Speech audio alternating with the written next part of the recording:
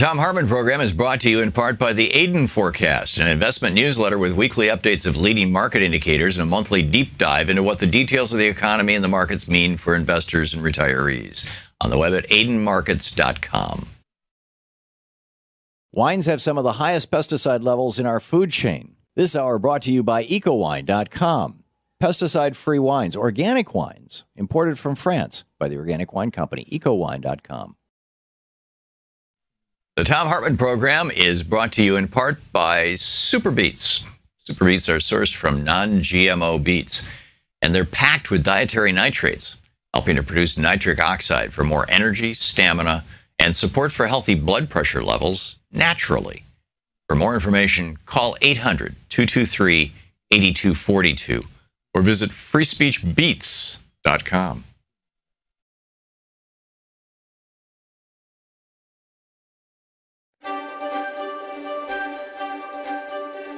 We're reading today in the Thom Hartmann University Book Club from Threshold, the progressive plan to pull America back from the brink. This is Chapter 3, page 53. It's titled Population. Sometime between mid-2007 and mid-2008, China exceeded the United States as the single largest emitter of carbon dioxide, dumping an estimated 7 billion tons of CO2 into the atmosphere per year in 2008, compared with the U.S. estimated 6.2 billion tons that year. But China is a vast and populous country. On a per-person basis, Americans are still the most profligate producers of carbon dioxide, with the average American in 2008 directly responsible for around 19.4 tons of greenhouse gas, not to mention the portion of China's emissions that went to make products shipped to and consumed by Americans. Russia, with its less than modern industrial infrastructure, comes in second at around 11.8 tons per person. It's a cold country, and few homes are truly winterized. Then the European Union at 8.6 tons per person, and China at 5.1 tons per person. India, which is rapidly industrializing, is still one of the most efficient per-person nations in the world at 1.8 tons of CO2 per person per year. Although that's because much of the country is so poor they don't have cars, the winters don't require much heat except in the extreme north, and the focus of India's industrialization has been digital rather than manufacturing. The largest driver of all these processes that are tearing our planet apart and putting all life at risk is the increase in human biomass. There are roughly 1 trillion pounds of human flesh on the planet right now, and assuming a worldwide average food consumption of around 3 pounds per person, in the U.S. it's almost 5 per day, we're consuming around 7 trillion pounds of food per year. One result of this is that over half of the entire net productive capacity of the planet, the entire planet's ability to produce edible products from photosynthesis, is now used up, displaced, or wiped out by humans, leaving every other life form on Earth to compete for the leftovers. Our population growth has not been particularly even. In the first 100,000 years of human history, we averaged around 20 to 50 million people total. 60,000 or so years ago, as we moved out of Africa and began to cover the world, we crept up to a few hundred million by the time of Christ, 2,000 years ago. Around the time of the Crusades, when the world was, by most definitions, pretty well populated, we were coming into conflict with each other all over the world. There were only 500 million of us on the entire planet. Not long after the American Revolution, we hit our first billion humans on planet Earth in 1800. The second billion didn't take 165,000 years. We doubled our population in just 130 years, hitting 2 billion in 1930, just as the United States was sliding into the Republican Great Depression. But that economic debacle didn't slow the growth of human numbers. By the year JFK was sworn in, just 30 years later, the planet had added another billion humans.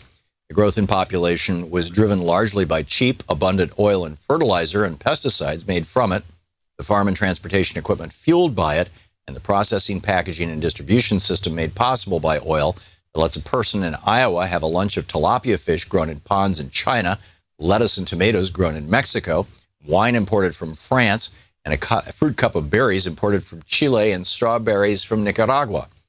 In this environment of relatively abundant food, even in the third world, our 4th billion took us only 14 years to add, 1974. Our 5th billion only 13 years, 1987. And our 6th billion only 12 years, 1999. As oil became more expensive, raising the price of food indirectly, since most of us are actually eating oil, population growth first began to slow in the first decade of the 21st century. Part of this was attributable to birth rate declines in developed countries, part to an explosion in the death rates because of TB and AIDS in the third world, part to famine and associated diseases in sub-Saharan Africa as deserts moved south due to global warming. But while growth is slowing, we're still adding people at a rate many times faster than just 3 centuries ago. Topsoil all over the world is vanishing. Transportation is becoming exponentially more expensive. And as human population density increasingly resembles the inside of a petri dish, diseases ranging from TB, more than 1 billion people are infected, and more die from that than any other cause worldwide, to AIDS, to the constantly mutating common cold and related corona and flu viruses, remember SARS, represent a menace that is dramatically amplified by the 1 trillion pounds of human flesh such diseases inhabit. We are not the first culture to reach this threshold of population versus resources. As I discussed at length later in this book, the Maori of New Zealand, a group of Polynesian explorers, are a prime example of a culture that, like the Europeans who discovered America, thought they had found a land of unlimited wealth and food, but ultimately learned that there is a limit to growth, the biosphere, and that when you unthinkingly hit that limit, life can become hellish and democracy nearly impossible. But the concept of a limit to growth, or a finite world, was largely unknown to the classical economists on whose assumptions, formulas, and work our modern economy is organized. In fact, the classical and neoclassical economists, from Malthus to Jean-Baptiste Say to Marx to Friedman, would suggest that the Maori hit the limit not of their biosphere, the ability of the land of New Zealand to produce food, but of their technology. They would correctly point out that today New Zealand houses several million more people than it did when that island nation was entirely populated by Maori. And modern technology has ensured that not only is there enough food, but that surplus agricultural land has been turned to a growing of fuel and medicinal crops. The book is Threshold.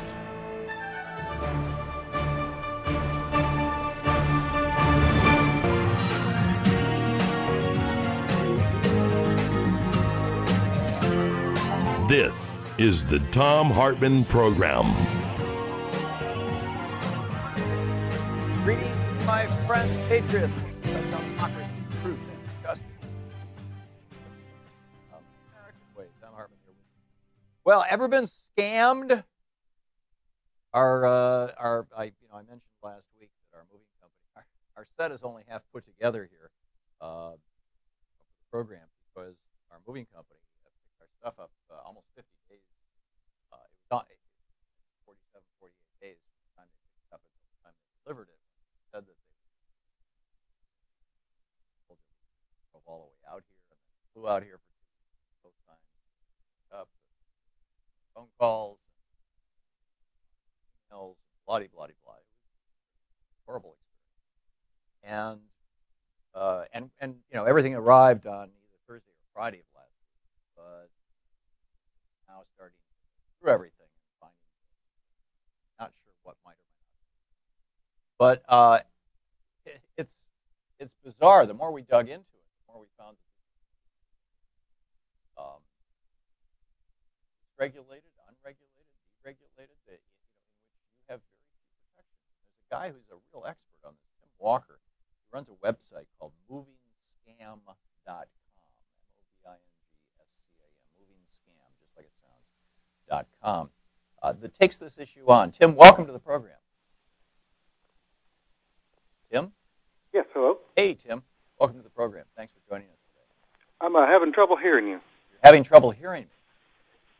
My mic is plugged in, yes. There, that's a little bit better. Okay. You just need to turn up the gain on my mic. So Tim, what provoked you to start this website, movingscam.com? Oh, well, that's a good question. I'm just a normal guy like you, pretty much. And I needed a job in 2001, and I got hired a company in Nevada, and I moved from Sterling, Virginia. I needed to find a moving company, so I went online, and I found one, and they gave me what I thought was a reasonable price. So I put down a deposit and hired the company, and they came and loaded up all my things like they said they were going to do. But once they had all my belongings, they closed the door and put a lock on the truck and said that my $1,800 move was going to cost me $5,200. Wow, that's similar to what happened to us, only it wasn't that large a difference. And it varies depending on the company, but it's usually the same story. Once they've got your stuff, the price goes up, and you lose track of who's helping you. They don't call you back. They told me it would take 7 to 10 days. It ended up taking 6 weeks. and even when it did show up, I had damages, and I never did get my $1,800 prize. I had to pay the extorted amount, and there really wasn't anybody to turn to. So with a background in internet programming, I put together a website and started telling people about my experience, and it just kind of ballooned from there. So we've been doing this for over 15 years now. So I'm an old fart, and I've lived in a lot of places in this country and Germany, for that matter. In 1986, we moved our entire family to Germany. We moved back at a year later in '87. I grew up in Michigan. We moved to New Hampshire. We moved to Atlanta, Georgia. We moved to Vermont. We moved to Oregon. We moved back to Washington, D.C., and now we've moved back to Oregon. And I've never had this experience, and now, granted, our first big move was in 1978, from Michigan to Germany, or excuse me, to New Hampshire, and then in '83, I guess, or '86, from New Hampshire to Germany and whatnot. So what has changed? I mean, back then there were, the moving companies, they give you a quote, they'd honor it, you could trust them, they did what they said. Why has it become so different? Or have you and I simply encountered a few weird bad actors in an otherwise brilliant industry? Well, there's actually a lot of history to this, and if you don't get the entire history of it, it's hard to understand why it's so complicated. Mm-hmm. This actually, for the moving industry, it all comes back to the beginning of this was in 1906 with the railroad barons. And with the railroad barons, the problem with them that they had was that they were giving discounts to their rich friends to ship things across the country, because the railroad at the time was the main source of transportation. When you need to move things, you send it by rail. Right. So the Interstate Commerce Commission was put together, and they put together rules for the railroad. This would be during Teddy Roosevelt's administration. You have to charge all your customers the same rate, and so on. Mm-hmm. And as the highway system was built, and the moving industry started using trucks and going on the road, they kind of ended up falling under this umbrella of the Interstate Commerce Commission, which was fine, except they only had, a handful of moving companies. You had United, you had a few big-name van lines. Yeah, Mayflower. And there weren't, small companies in the mix. Yeah. Well, in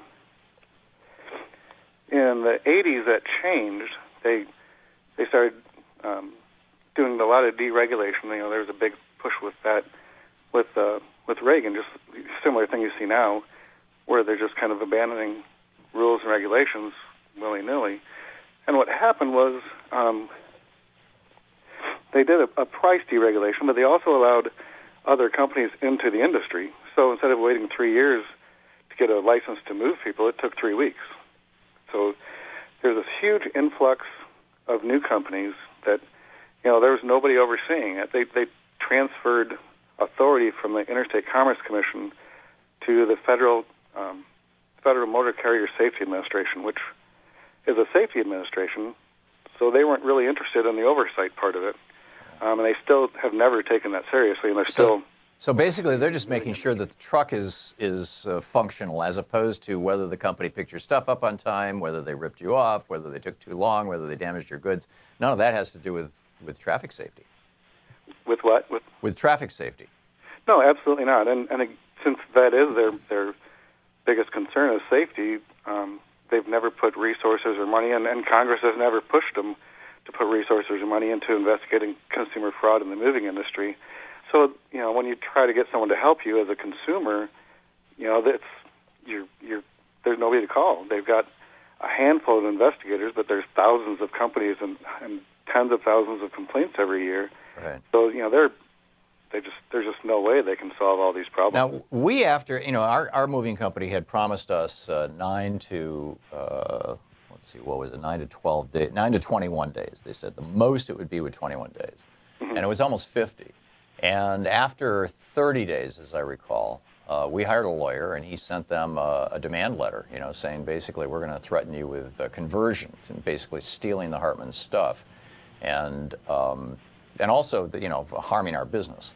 Right. And they had not returned our calls for 2 weeks at that point, and had not responded to our emails, or for several weeks. I'm not sure the exact timeline. And But they did call him back after a couple of days and said, oh, we're putting it on the truck this weekend. That was 3 weeks before the stuff arrived here, so obviously they lied to him too. Right. We have just a minute to the break, by the way. Tim, are you going to be able to stick around with us for a little bit here? Absolutely. I'll be here as long as you like. Great, and we can take calls. You can take calls from our listeners if they have questions? Sure, absolutely. Great. We're talking to Tim Walker. He runs a website called movingscam.com.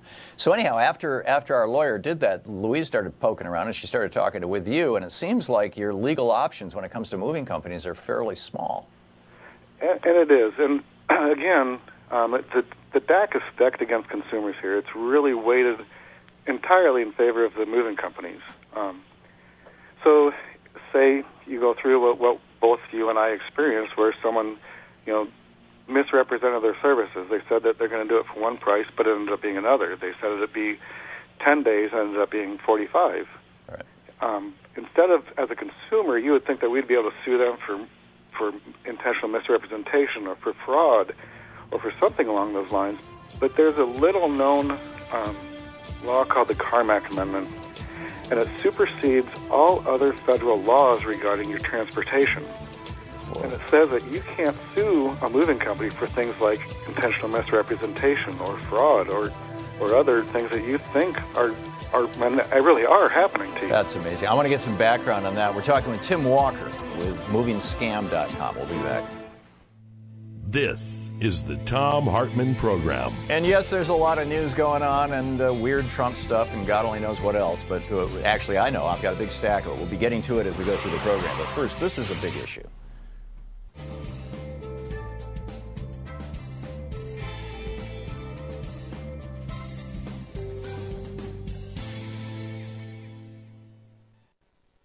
And welcome back. So, Tim, you're still with us, right? Tim? Tim? I'm here. Hey, yeah, you're still here with. Okay. Yep, I'm here. So, is there if somebody is listening or watching, and they're thinking, okay, my understanding is 1 in 7 the average American moves every 7 years. And I don't know how that turns into how many Americans move every year, but a lot of us use moving companies or will be using moving companies. And what's your advice since moving companies have us basically by the throat as a result of this? Would you say Carmack Amendment? Yes. Yep. Then what do we do? Well, the burden absolutely falls on the consumer because there isn't anybody looking out for you. So my advice since 2001 and still to this day is you've got to do your own research before you hire a moving company. And we try to walk people through the process of where you can look to find out a moving company's reputation without having to ask them and them lie to you. The government does have some statistics, and we've got some links to government sites to make sure companies that are licensed and that they've been in business for more than 3 months. We can teach people how to see who the owner of the company is to make sure that the company has been in business for more than a few months, and it's not someone that's changing the name of their business every year Right. to get out from underneath the bad reputation. Well, so there are some things that consumers can do, but it definitely falls on the shoulders of the consumer. It's not something that you can call a moving company up and they're going to be up front with you about. So. Yeah. Well, the company we hired, Louise did some internet searches and whatnot, and it turns out this company has offices in Georgia and a few other places up in Florida in the East Coast. But there's another company by the same name based out of the Pacific Northwest, which had great reviews. And Louise assumed that was the company that we were hiring. They had the same name, and we were going to Portland, and they were like, "Oh yeah, sure, no problem." And literally did not discover the evil company that we ended up with. Evil, I shouldn't use the word. The less than competent company, let's say, that we ended up with, or less than high integrity. Until after they had taken our stuff and we realized that we had a problem. And this company now has 24 anti-company Yelp reviews. Right. People are just trying to and that's fairly common too. You guys didn't do anything that other people haven't done in the past. One of the big things that these companies do is they'll try to come up with a name that's similar to a company with a good reputation. When they start business, they know they're going to get trashing their company name, so they try to come up with a name that you might mistake for someone who's a quality mover. So it's very common. It's nothing that doesn't happen all the time. Wow. So I know you've got rankings and ratings and reviews on your website at movingscam.com. What happens when somebody posts a negative review? We have no recourse against the company. Does the company have recourse against us? Actually, Tim, hold that thought. We're hitting another break here. Let me ask you again on the other side of this. We're talking with Tim Walker.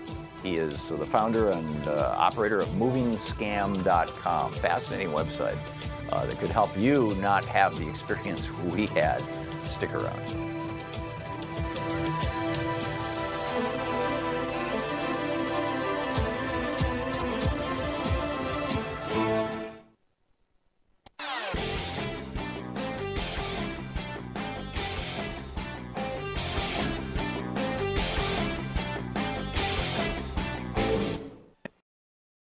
This year's election results have generated fear, sadness, and despair. In the days and months ahead, our democracy may face a crisis of historic proportions. But there is good news. There is good news. There is good news. Thousands of people are stepping forward in solidarity, resistance, and resolve. We join them. We join them. We join them. In standing with the most vulnerable communities among us. Those most likely to be targeted by new restrictions. Earth's surface fires a huge amount of energy. Here on Free Speech TV. We will not interested in here. Fact is, we've known about the difficult times ahead. World's climate will be with making their daily life. Hours a day, every day. You are not alone. You are not alone. That you are not alone. Look at what's going on. Billions of us. Voices and hearts together as one. We've got your back. We got your back. Free Speech TV's got your back. The revolution is in progress. He is the proprietor of the website movingscam.com. Is there another title you'd rather I used, Tim? No, that works. Okay. I've been called a lot worse. All right. So you were talking about how because of this McCarran, am I remembering right, amendment? The Carmack Amendment? Carmack, thank you. Let me write that down so I don't get it wrong again. According to the Carmack Amendment, basically you and I can't sue our moving companies for fraud, for misrepresentation, for ripping us off, for even damaging or losing our goods, presumably. Correct me if I'm wrong on that. No, you're correct. Okay, but can they sue us if we go on Yelp and tell the story of what happened to us? And they do. In fact, I'm a lot more careful these days. I actually was sued a few times because I said the truth about what companies were doing, and they didn't really care for it. And yeah, they can sue me for anything they want to, but for us to sue them for basically criminal acts, it's just not in the cards. They don't let us do that. So that's amazing. I mean, this is the example that we're using here, Tim, you and I right now, and both having been the victims of moving ripoffs. The example that we're using is unique to the moving industry, but the lead story in the New York Times today, basically the EPA is doing the same thing with the toxic chemical industry now, giving them carte blanche to poison and kill people. You're absolutely correct. I see the same ideology in Washington today that was going on in the 80s, where people thought that the industries were too regulated and it was holding back business. But some of these regulations that we have in place are there for a reason, and they're protecting us. I'm not sure that people are paying enough attention to that. I think I can see the same mindset as we had in the 80s that is fairly destructive. But isn't the Carmack Act a regulation too? It's just that it regulates you and me and what we can do against moving companies and doesn't regulate the moving companies? It does, and the thing is that right now, the van lines are steaming at me because they don't like to talk about the Carmack Amendment. Mm-hmm. But it is the main reason why consumers are just being held down. We can't fight back. There's really no recourse for us. What's the history of the Carmack Amendment? They will fight tooth and nail to save that because they know that that's the one thing that keeps their profit line up. What's the history of the Carmack Amendment? When was that put into law and by whom?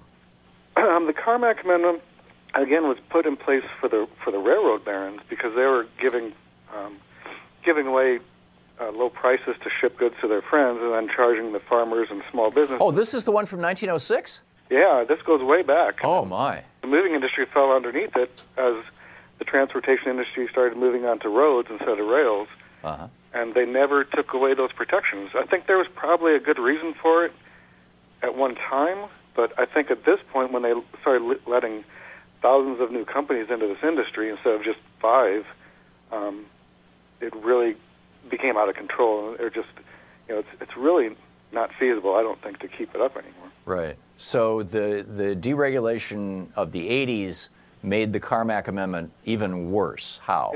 It did, because at least before the 80s, we had the Interstate Commerce Commission in place who actually was, they took their job of enforcement seriously. But when they disbanded the Interstate Commerce Commission and transferred authority to the Federal Motor Carrier Safety Administration, they didn't want the authority. And then they also had fewer investigators. So basically it was just, turning the henhouse over to the foxes.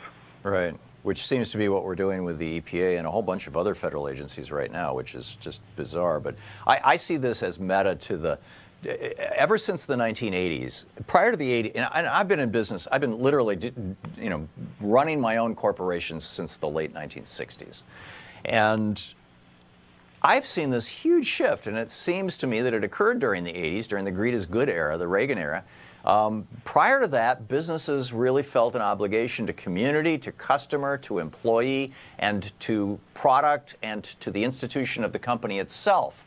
And ever since the Reagan, era, ever since in particular, both deregulation and changing executive compensation and so that executives can be compensated with stock options, now it seems like the only metric that companies care about is what kind of profit and dividends they can produce for their stockholders and their CEOs. It's like there's been a change in the ethical basis of business in America since the 80s. Or am I just imagining this? No, I think you're right on the spot there. Yeah, it's remarkable. Okay, exactly what's been happening. By the way, can you stick? I've got a bunch of people who are calling in with questions about moving scams that they may be confronting and whatnot. And I'm assuming the one caveat, since these companies are so litigious and you can't sue them back, is don't mention the name of the company when you come on? Sure. Yeah, okay. So can you stick around for a little bit and take calls? I can. Okay, great. We have about 30 seconds before we're going to hit a break here. We're talking with Tim Walker.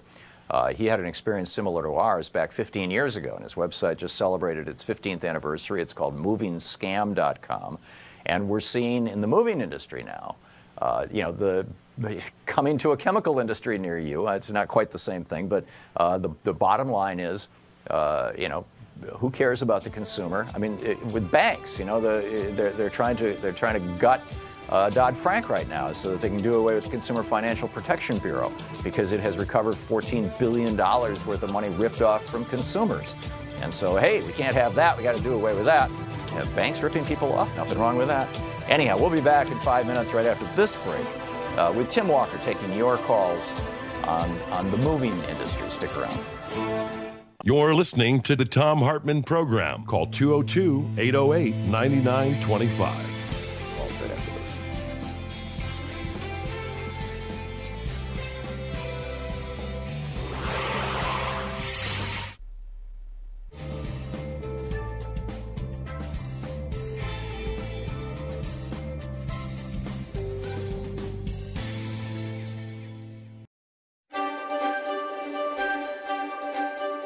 Hey, it's Earth Day here on Free Speech TV, Earth Day all over the world. And it really needs to be Earth year, Earth decade, Earth century. It's like because, Mother Earth is being badly wounded by human activity. The Guardian, for example, ran a story back on Monday, April 14th. I guess the headline says the whole thing. Receding glacier causes immense Canadian river to vanish in 4 days. And, it's kind of the essence of the story. I was just last weekend in Costa Rica with a film crew. We're working on a documentary on climate change. And and we were in the rainforest. We were filming in the rainforest for 2 days. And it was remarkable. It's the annual precipitation in that area has gone from around 5 meters a year down to 4 meters a year. I mean, even in the rainforest, things are changing.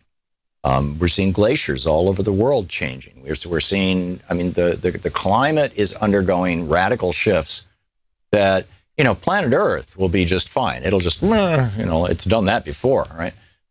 But will we be fine? And will all the other life that we value and with which we interact, will that be fine?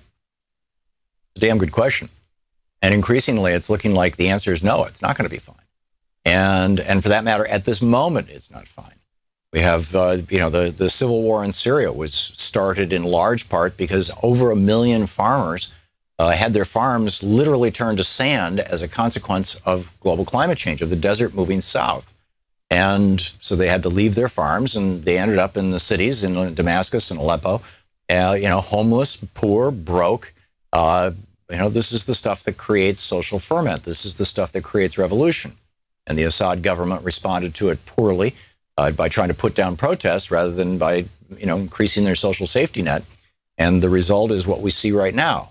It's a hypersimplification of what went on, but climate change is playing a huge role in situations like this, in situations across North and Central Africa, in situations across Central Asia, in situations in northern Central America, the southern part of North America. It's happening all over the world. At the same time that we have an administration that is pretending that, you know, science doesn't matter, everything's fine. Those oil billionaires who are funding the Republicans, listen to them. They know what's going on. And listen to the groups that they fund. You know, the Heritage Foundation and the Cato Institute and the Homeland or Heartland Institute. One of the most toxic of them all in terms of saying that there's no such thing as climate change. The science is still debated. No, the science is not being debated. Nobody is debating the science unless they're taking a paycheck from an oil company. And even the oil companies now are starting to say, we need to do something about this. ExxonMobil last month came out for a tax on carbon. And why? Because they want some predictability in their business model. They realize they're destroying the planet. It's like the tobacco company saying, sure, tax our products, just don't make it illegal. Well, we need to go a step beyond just taxing, but that's another argument for another time. But in this, on this Earth Day and this March for Science Day, it is so important that we be standing up for science and that we be advocating for our planet. It's a vital time. And so there are many great organizations out there that are doing great work. Check out Carbon Underground. I don't remember. I'm pretty sure it's carbonunderground.org, but you should, you know, plug it into a search engine. It was started by Tom Newmark and Earl Katz, who were two of the guys who were with me down in Costa Rica for this filming. And they're just doing remarkable work about how soil, and about 25% of the excess carbon that's in our atmosphere right now is not from burning fossil fuels. It's from destroying our soil. We've gone from having like 10 feet of topsoil in the what used to be the Great Plains to a foot of topsoil. There are parts of the world, I mean, the United Kingdom has said that they may have 60 years worth of food production left, and that's it. And the same thing is happening all over the world, that the ability to produce food is vanishing because of these insane agricultural techniques that we've been practicing, using pesticides and herbicides to destroy our competitors rather than collaborate and compete with them and cooperate with them. Plowing and tilling the earth, you know, busting up the earth, not recycling organic matter appropriately, and monoculture agriculture, you know, planting huge fields of one thing. This is not how nature works. And so this is a great day and a great time for us to reflect on the consequences of our actions, on the importance of our interdependence with all these vital systems that we call planet Earth, all these vital systems that we call the ecology of the Earth. To this article by Hannah Devlin, the science correspondent for The Guardian from Monday, May 17, an immense river that flowed from one of Canada's largest glaciers vanished over the course of 4 days last year, scientists have reported, in an unsettling illustration of how global warming dramatically changes the world's geography. Not that it ran dry for 4 days. It's that it vanished in 4 days. It's not coming back. The continental-wide rearrangement was documented by a team of scientists who had been monitoring the incremental retreat of the glacier for years. But on a 2016 fieldwork expedition,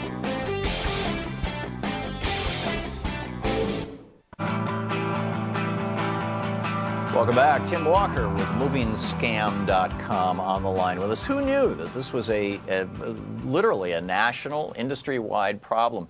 Tim, just a quick question before we pick up some calls. You're still with us, right? I am. I'm okay. Right. Before we pick up some calls from our listeners for you, how big a problem is this? I mean, is it like, this is 5% of the industry and it's just a fringe, or this is 50% of the industry and it's become a minefield, or it's 90%? I mean, what are the proportions of this problem that you and I encountered? Well, it is definitely a fringe part of the industry. It's nowhere. It's probably nowhere near 5%. But the people who are engaging in the scam practices have been very good at their marketing skills, so they're easy to find. Mm-hmm. It's definitely not hard to find one of these guys. But the majority of moves do end up doing well and going smoothly. But these problems have been persistent. They're not going away because no one's doing anything. Nothing is changing. So they're going to be here until something changes. Is one solution for a potential consumer to simply go with the big name companies? Yes, that is probably the safest way, because in general they are out of the entire group they have the most to protect. Their reputation is their business, but it's not a guarantee. I will say that. Yeah. Because they act as van lines. In other words, there's a main company, kind of a head of this whole van line. Then all of these offices where they have trucks and you go and see them locally, there's an agent. So it's not actually part of the company. They're acting as a representative. It's like franchisees. So it's similar to a franchise almost. Yeah. Interesting. But on the other hand, the national company, if they feel like this individual agent is not representing them well, they can pull their ability to use that company's name. And they do. They're very good about that. If we have a problem with one of the agents, if we call them up and express what the issue is, they're very protective about their brand. So in that case, they will boot them. But if you're the poor consumer that found out what they're doing first, right. So for this company that moved us, number one, they deprived us of our stuff for several weeks longer than they promised. Although their promise in writing might have been quite different. There was an online, yes, I agree to the terms and conditions that Louise had to sign, and once she clicked it, it vanished. She didn't have a copy of it. She couldn't print it. I have no idea. She has no idea right now what exactly was in that, and so it may have been an indemnification of them somehow. What can people do after they've been scammed? I mean, these guys, they charged us extra once they put our stuff on the truck. Then when they get here, it's like, oh, you've got to have more money when we get here. And it's, actually the amount that we paid here, we had pre-agreed to. But it's just, it almost felt like ransom. I mean, what can you do? Well, it is a ransom. And honestly, if they're going to demand that from you, there's not a whole lot of recourse you have.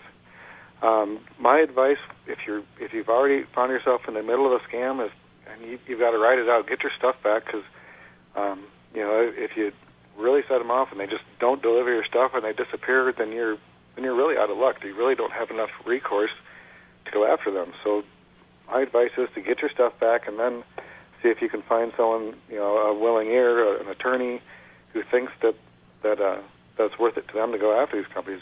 I personally had trouble finding an attorney. I went to 3 of them, and they all said, I can't do anything for you. And I went to the FMCSA, and they said, I'm sorry, but we can't step in and help you. So once you find yourself in the middle of a scam, it's really tough. It's tough to get through it and tell people, hey, you're screwed. But at that point, you kind of are screwed. Yeah. And that's why we try to catch people before they move. Right. Okay, let's pick up some calls here. Terrell in Hopkins, South Carolina. Hey, Terrell, you're on the air with Tim Walker with MovingScam.com.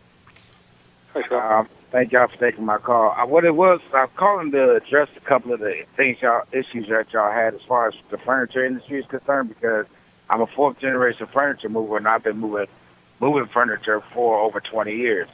Currently, I haul freight, but like I said, I'm an old truck driver moving furniture, though. And a lot of the things that y'all have, that the situation that y'all have about, like, getting overcharged and things like that, 9 times out of 10, the driver doesn't know about that. They came out with a situation years ago about a family first plan where drivers were basically getting paid less money to do the same job that they were doing as far as household families were concerned. And the money, come to find out, the government gave the family first plan back. They took it off the table, and the companies never told the drivers that basically they were scamming the drivers out of money. So the companies are ripping off their drivers too, Terrell? Yeah. So, I mean, in the beginning, and all right, for instance, where you said that you were charged X amount of dollars in the beginning of a move, and then you were told another figure later on. Right. It was basically the company that charged you that. The driver doesn't know anything about that. As far as when the driver does any moving or anything like that for any person, they're only given a percentage of whatever they're hauling. At most times it's between 52 to 65%. Other than that, the company keeps the rest of that. So, all right, if they tell me I'm getting paid $3,000, I get 52% of the $3,000 to move you. They tell you first $3,000, then they change it to $6,000. I don't know about that $6,000. Right, but the consumer's contract is with the moving company. The bill of lading generally have the moving company's name and it's signed by the consumer, and the bill of lading is actually your contract. So yeah, but the bill of lading that the driver receives is the original amendment. They don't get an amended one. All they have on the bill of lading basically is your name, your address, and where it's going to. And they have the estimated cost for the boxes, which is packed usually by a third party, or yourself. And then other than that, they only have whatever is shown on that thing. So we don't know if there's an amendment because the company is talking to the civilian to see whether or not and tell them what they're getting charged for the same situation. You understand what I'm saying? Yeah. So and Tim, to Terrell's point, when our stuff finally arrived here in Portland, the guy called up Louise and he said, "I understand you're really upset with your moving company. I just wanted to let you know I am not that company. I'm not affiliated with that company. Correct. I'm just a local contractor who is trying to Correct. do his job. And please don't be angry with me." And he was a very nice guy and he did a great job of unloading our stuff. That's what I'm saying. I'm not trying to put this in the truck driver at all. Good one, Terrell. Thank you. Tim, go ahead. To me, the problem is with the moving companies. I don't put this on the truck drivers at all. And a lot of times these companies will hire people and not tell them what they've done to the customer. Right. So, the truck driver gets to the other end and all of a sudden they've got somebody screaming at them. And that's not right. But that's not where the problem lies. The problem doesn't lie between the customer and the truck driver. The problem lies between the customer and the moving company and then the laws that govern that contract. Right. Susan in Lutz, Florida. You're on the air with Tim Walker. Hi, Tom. I'll get right to the point. Just about every problem you all have mentioned, we had in our last move, start to finish. So I won't go into all of them, or any of them, actually. I'm going to go on to Tim's website, and perhaps a person who's going to move can go there first and look at all the things to watch out for. The one thing that I would mention that you all haven't mentioned is there are companies who call themselves XYZ Moving Company, and they are actually not doing the moving. They're brokers, and what they do is when a customer calls and wants a move, they'll put it out for bid, and they've got who knows how many companies involved, and so the person who's actually moving you is a totally unknown entity. Very good point. Excellent point. Yeah, so that's one thing. So you have to be careful that the company that you're dealing with is actually the company doing the moving.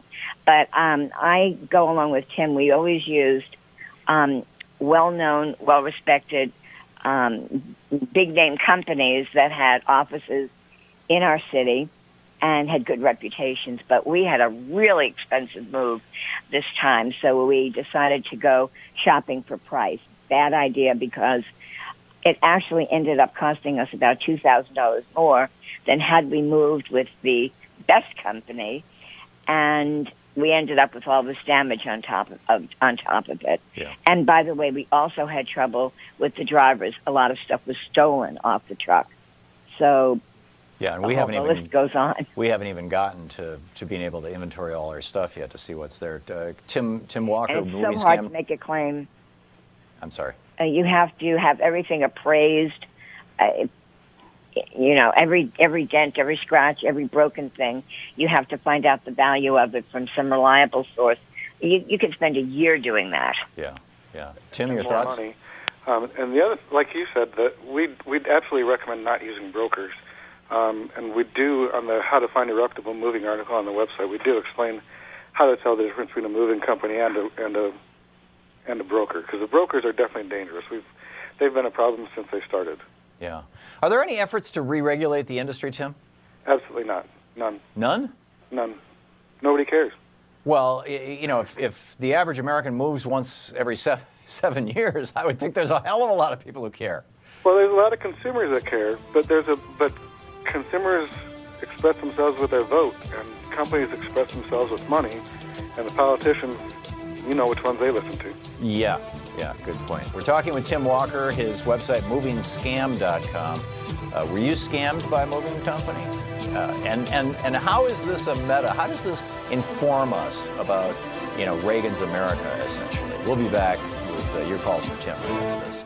You're listening to Thom Hartmann. Visit thomhartmann.com for audio and video archives. And Tim Walker's website is movingscam.com if you're anticipating a move at any point in the future. We'll be right back.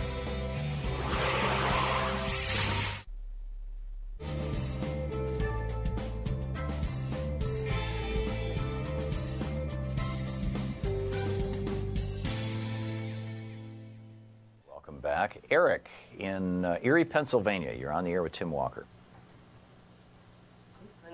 Tim, a couple of real basic types of ideas occurred to me when you first started laying out the situation. And given that you've done this a number of years, I guess I'll ask, have you tried this yet? A couple of things you could do. Take the business agreement out of the federal interstate commerce jurisdiction and attach a basic rider to your moving company contract, the type of thing that we've all written up when we sold a used car or something. Just, you know, I agree to abide by the terms, blah, blah, blah. You sign it, have them sign it, and then you're in state law for breach of contract if they fail to follow their own words. That's one way of doing it. Another way would be, let's say it's Tom and his wife doing their move. Have one of them enter the contract with the company and have the other one have an agreement with their spouse. If the mover fails, the spouse who signed the contract, the other spouse has a claim for third-party breach of duty. Tom was relying on Louise's signature. The company screwed Louise's signature. So now Tom's in a hitch because they didn't keep their word to Louise. He can go around Louise and sue them for a third-party thing. And this is all governed at the state level, and it pulls it out of the federal court and out of the interstate commerce and the Carmack Amendment. Have you tried that? Have you had people try that, you know, attach a rider to the existing contract that they provide you? I have never heard of that, anyone trying that, or so I don't know whether that would work or not. If you could do me a huge favor and maybe log on to movingscam.com and send me an email with your ideas, I'd yeah, sure. I mean, it's you know, it's kind of like an end run, but this is what these corporations are doing to us. This is exactly the deregulation that Tom's talking about. This is exactly, they look at where their vulnerabilities are from us as the consumer, and that includes vulnerabilities for very bad, consciously made behavior on their part, and then they lobby to insulate against us. That's how this Carmack Act gets created. They look at, okay, where are the areas that we typically see trouble? Let's throw up a brick wall there, so no matter how bad the conduct is, they've got no right to sue us. So what I'm suggesting is that you make it a basic contract in the state you physically signed it in. Right. You know, Tom, you went from the district out to Oregon, correct? That's correct. Yeah, so you sign it physically there. Did you did you do all this online for this move, Tom, or did you have any in-person interaction with them? I think it was all online until the guys showed up, but I'd have to ask Louise. I think that was going to be my question is, Tom, I think your mover was down in Florida. If you're moving from, in the Northeast over to the West Coast, and your mover's down in Florida, at what point would you sign something like that, or that's what I'm wondering. If Tom only dealt with the driver, that creates a bit of you're going to have to find a way. You can do electronic signatures that are legally binding over the web now. That's right, easy which enough we to did. do. You could do a notary, but the point I'm making is just and do it kind of innocently. I don't want to say you're tricking them. You're just kind of a little lost lamb, and you're innocently saying, "Hey, can Eric, are you a lawyer? This rider." Eric, are you a lawyer? No, Tom. Do you recognize me from other calls? No, I'm sorry. I'm the guy who's been doing his own drug test lawsuit against the Pentagon contractor for 10 years. I've been teaching myself. I'm a funeral director, but I've been learning the law as I go along. Eric, thanks for the call. We'll be right back. All right.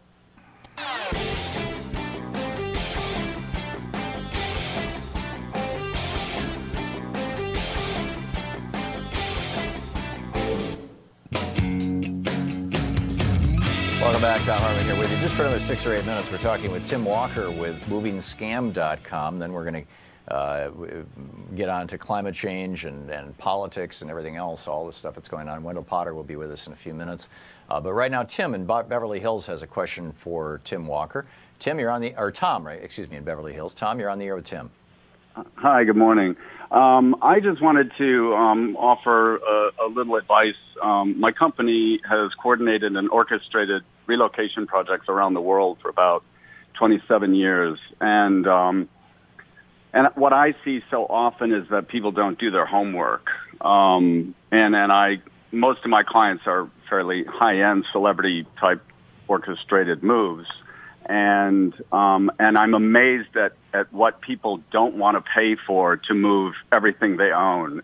And for me, I see so many people that make the mistake of hiring a mover over the internet or even on the phone, rather than having someone actually come out and physically do an inspection, and they should be able to give you a very firm estimate. I've seen 30,000 to 50,000 pound moves be within a couple of 100 pounds of weight.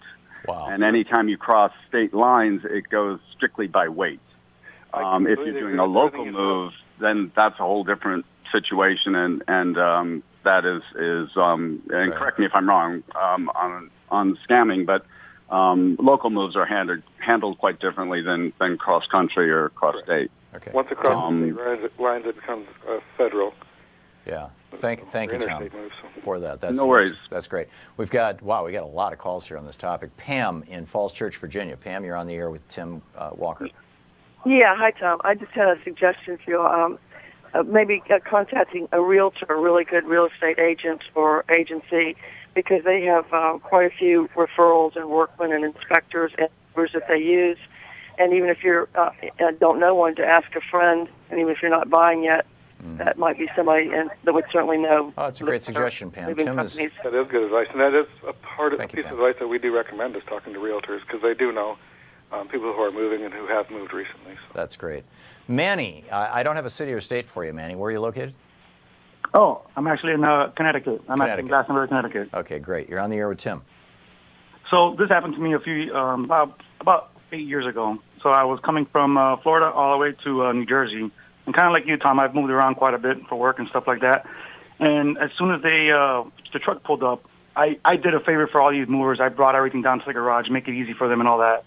And even though I told them I had, 20 boxes of 18 by 24 measurement, they came in and said, no, you said it was 10 by 12 boxes, so we got to charge you $900 for these boxes. And at that point, I have a 1-year-old. My wife is helping me carry stuff, and the driver kind of realized that he was kind of, being pushed to take advantage of me from the dispatch. And I said, you know what? Forget the boxes. I'll run a U-Haul trailer, hook it up to my expedition. Fortunately, I had an expedition that I can attach it to, and I said, I'll just take the boxes, just take the moving stuff. And at that point, the dispatch says, you know what? We're not moving him. We're not making enough off him. Unload the truck and forget him. Go on to the next person. Wow. And I got on the phone with the guy, and I blocked his truck with my car. And I don't suggest people doing this, but the driver realized how frustrated I was, and I had to be in New Jersey by a certain time frame. And they ended up taking the stuff for the price that they initially said, but it was a good 3 hours back and forth. And I didn't know this was so common. So what I did was, when I moved from New Jersey to Connecticut, I went to a local driver that's in the area that does moves for people, and face to face with the owner of that truck, and did a move.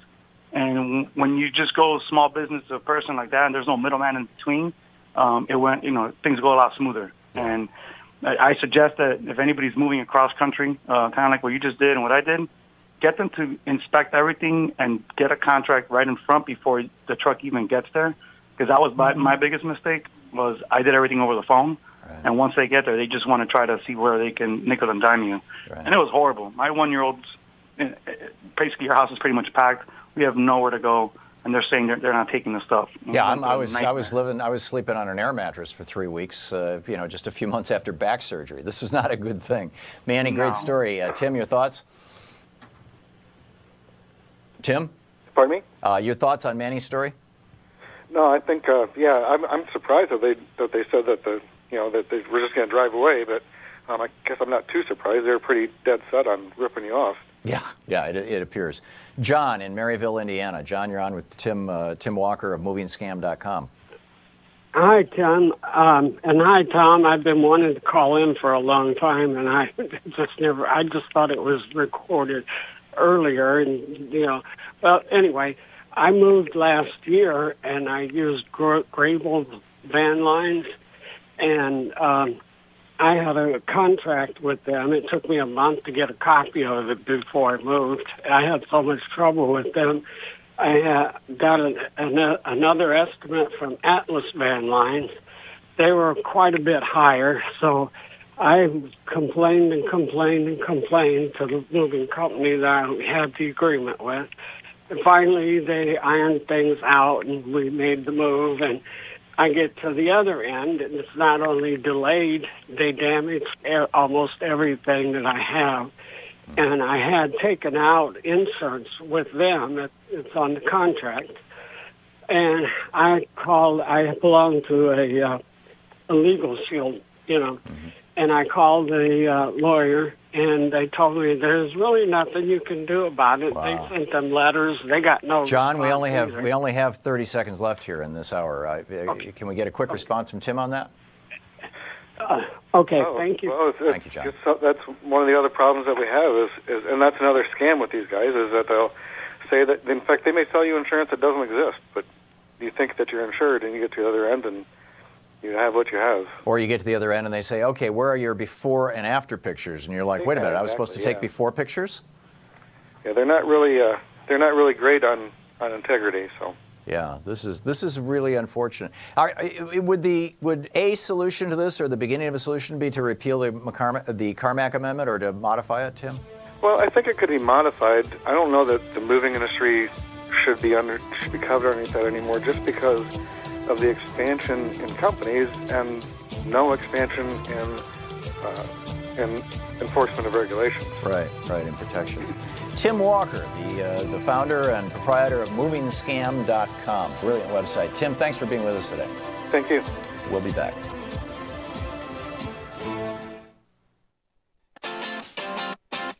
You're listening to Thom Hartmann.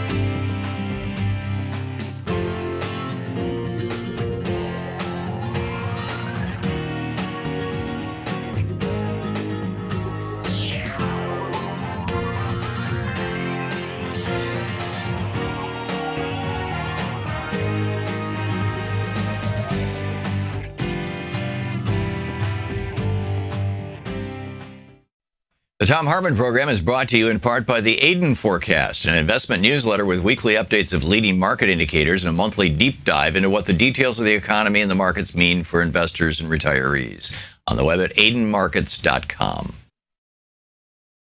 Wines have some of the highest pesticide levels in our food chain. This hour brought to you by ecowine.com.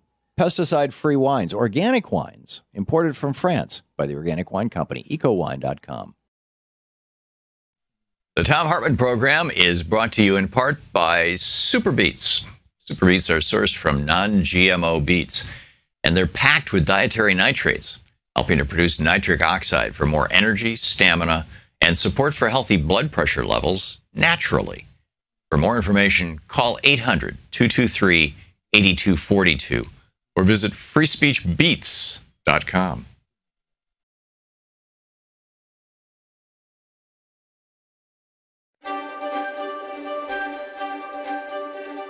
It's the Thom Hartmann University Book Club. Today we're reading from Elizabeth Colbert's book, The Sixth Extinction, An Unnatural History. This is from the prologue.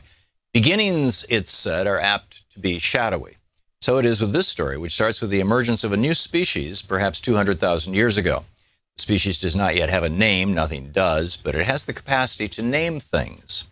As with any young species, this one's position is precarious. Its numbers are small and its range restricted to a slice of eastern Africa. Still, its population grows, but quite possibly when it contracts again, some would claim near fatally, to just a few thousand pairs. The members of the species are not particularly swift or strong or fertile. They are, however, singularly resourceful. Gradually, they push into regions with different climates, different predators, and different prey. None of the usual constraints of habitat or geography seem to check them. They cross rivers, plateaus, mountain ranges. In coastal regions, they gather shellfish. Farther inland, they hunt mammals. Everywhere they settle, they adapt and innovate. On reaching Europe, they encounter creatures very much like themselves, but stockier and probably brawnier, who have been living on the continent far longer. They interbreed with these creatures and then, by one means or another, kill them off. The end of this affair will turn out to be exemplary. As the species expands its range, it crosses paths with animals twice, 10, even 20 times its size. Huge cats, towering bears, turtle as big as elephants, sloths that stand 15 feet tall. These species are more powerful and even fiercer, but they are slow to breed and thus are wiped out. Although a land animal, our species, ever inventive, crosses the sea. It reaches islands inhabited by evolution's outliers, birds that lay foot-long eggs, pig-sized hippos, giant skinks. Accustomed to isolation, these creatures are ill-equipped to deal with the newcomers or their fellow travelers, mostly rats. Many of them, too, succumb. The process continues in fits and starts for thousands of years until the species, no longer new, has spread to practically every corner of the globe. At this point, several things happen more or less at once that allow Homo sapiens, as it has come to call itself, to reproduce at an unprecedented rate. In a single century, the population doubles. Then it doubles again, and then again. Vast forests are raised. Humans do this deliberately in order to feed themselves. Less deliberately, they shift organisms from one continent to another, reassembling the biosphere. Meanwhile, an even stranger and more radical transformation is underway. Having discovered subterranean reserves of energy, humans begin to change the composition of the atmosphere. This, in turn, alters the climate and the chemistry of the oceans. Some plants and animals adjust by moving. They climb mountains and migrate toward the poles. But a great many, at first hundreds, then thousands, and finally perhaps millions, find themselves marooned. Extinction rates soar, and the texture of life changes. No creature has ever altered life on a planet in this way before, and yet other comparable events have occurred. Very, very occasionally in the distant past, the planet has undergone change so wrenching that the diversity of life has plummeted. 5 of these ancient events were catastrophic enough that they're put in their own category, the so-called Big Five. What seems like a fantastic coincidence, but is probably no coincidence at all, the history of these events is recovered just as people come to realize that they're causing another one. When it's still too early to say whether it will reach the proportions of the Big Five, it becomes known as the Sixth Extinction. The story of the Sixth Extinction, at least as I've chosen to tell it, comes in 13 chapters. Each tracks a species that is in some way emblematic. The American mastodon, the great auk, an ammonite that disappeared at the end of the Cretaceous alongside the dinosaurs. The creatures in the early chapters are already gone. And this part of the book is mostly concerned with the great extinctions of the past and the twisting history of their discovery, starting with the work of the French nationalist Georges Cuvier. The second part of the book takes place very much in the present, in the increasingly fragmented Amazon rainforest, on a fast-warming slope in the Andes, and on the outer reaches of the Great Barrier Reef. I chose to go to these particular locations for the usual journalistic reasons, because there was a research station or because someone invited me to tag along on an expedition. Such is the scope of the changes now taking place that I could have gone pretty much anywhere, and with the proper guidance, found signs of them. One chapter concerns a die-off happening more or less in my own backyard and quite possibly in yours. If extinction is a morbid topic, mass extinction is, well, massively so. It's also a fascinating one. In the pages that follow, I try to convey both sides, the excitement of what's being learned, as well as the horror of it. My hope is that readers of this book will come away with an appreciation of the truly extraordinary moment in which we live. And then jumping to page 15. The same way acoustical engineers speak of background noise, biologists talk about background extinction. In ordinary times, times here understood to mean whole geological epochs, extinction takes place only very rarely, more rarely than speciation, and it occurs at what's known as the background extinction rate. This rate varies from one group of organisms to another. Often it's expressed in terms of extinctions per million species years. Calculating the background extinction rate is a laborious task that entails combing through whole databases worth of fossils. And then she goes on to talk mammals, it's about 0.25 per million species years. So on. The book, The Sixth Extinction by Elizabeth Colbert.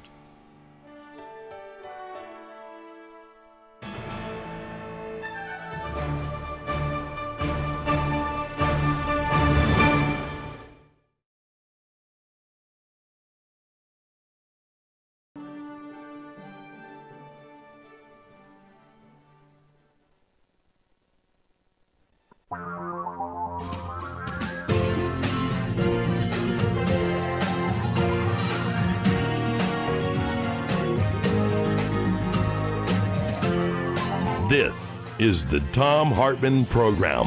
Welcome back. Thom Hartmann here with you. The Environmental Protection Agency has taken a bizarre turn, as has Donald Trump's tweeting, and Charles Blow, writing about Donald Trump and Adolf Hitler in the New York Times last Friday. There's a confluence here. There's a single storyline that goes through all of these. And the single storyline is that we're being lied to. We're being scammed. You know, we were just in the last hour talking about the moving company, this cancer within the moving industry that apparently is only a relatively small percentage of movers, but that they basically rip people off. I was a victim of this, as was our last guest, as were a number of our callers. But that's almost small time. I mean, that's just, it's a multi-billion-dollar industry because, on average, Americans move every 7 years, but not every American, when they move, hires a moving company. A lot of people just fill up the U-Haul or get a friend with a van and make 6 trips. I mean, I've certainly done that. We moved 4 or 5 times in Michigan when we lived in Michigan, and we never hired a moving company, just always did it ourselves, get a U-Haul. But when you're hauling your stuff from, D.C. to Portland, it's a kind of a different game. But all this stuff is happening around, these lies that I'm talking about. Well, for example, Donald Trump this morning tweeting that United Kingdom, this wasn't this morning, this was actually October 20th. United Kingdom crime rises 13% annually amid spread of radical Islamic terror. Not good, we must keep America safe. And he put that in quotes. United Kingdom crime rises 13% annually amid spread of radical Islamic terror. Put it in quotes. The President of the United States. Where did that quote come from? Turns out it was on a segment of One America News Network, OANN, according to a piece over at Media Matters for America. This is, which is pretty breathtaking. That the president, who has access to the CIA, the FBI, all the intelligence, naval intelligence, every intelligence service, we got, 27 intelligence agencies in the United States? He's getting his intelligence from right-wing television news, either Fox News or One America News. And in fact, One American News ran a story about this just before Trump tweeted it. And in the story, they actually had a chyron, you know, those little words at the bottom of the screen that sometimes they're referred to as bottom thirds, although technically that's a slightly different thing, that essentially said the same thing. And this is, you know, and Trump has a history with this network. This network had hired Corey Lewandowski. This network has repeatedly hosted Jack Posobiec, a right-wing troll who pushed the Pizzagate conspiracy theory, according to Media Matters. So you've got that. You've got Charles Blow writing about Hitler's lying, excuse me, Trump's lying. The headline is Trump isn't Hitler, but the lying. And he quotes from Mein Kampf. This is literally word for word from Hitler's autobiography, Mein Kampf, which translates into My Struggle in English, by the way, if you never knew. And Hitler says, and I quote, "In the big lie, there is always a certain force of credibility, because the broad masses of a nation are always more easily corrupted in the deeper strata of their emotional nature than consciously or voluntarily. And thus, in the primitive simplicity of their minds, they more readily fall victim to the big lie than the small one, since they themselves often tell small lies in little matters, but would be ashamed to resort to large-scale falsehoods.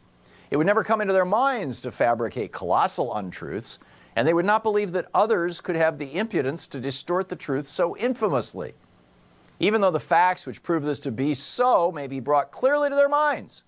They will still doubt and waver and will continue to think that there may be some other explanation.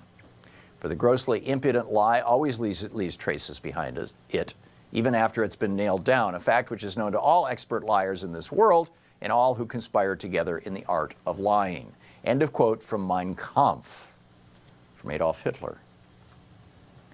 This is what Franklin Roosevelt had to say about this, and in this context, he was speaking about the Republicans. Here he is. Remember, a number of years ago, there was a book, issue is able to Mein Kampf. I mean, tax reform, written by... Show me how that gets through the Senate, right? I mean, I think it shouldn't be here. There we go. Okay, let's start this over again. A number of years ago, there was... Oh, it's coming out of my computer. I know what it is, Sean. This is my fault. I'm sorry. Let me stop that. And now, back to Mein Kampf. Remember, a number of years ago, there was a book, Mein Kampf, written by Hitler himself. The technique was all set out in Hitler's book, and it was copied by the aggressors of Italy and Japan. According to that technique, you should never use a small falsehood. Always a big one, for its very fantastic nature would make it more credible. If only you keep repeating it over and over and over again.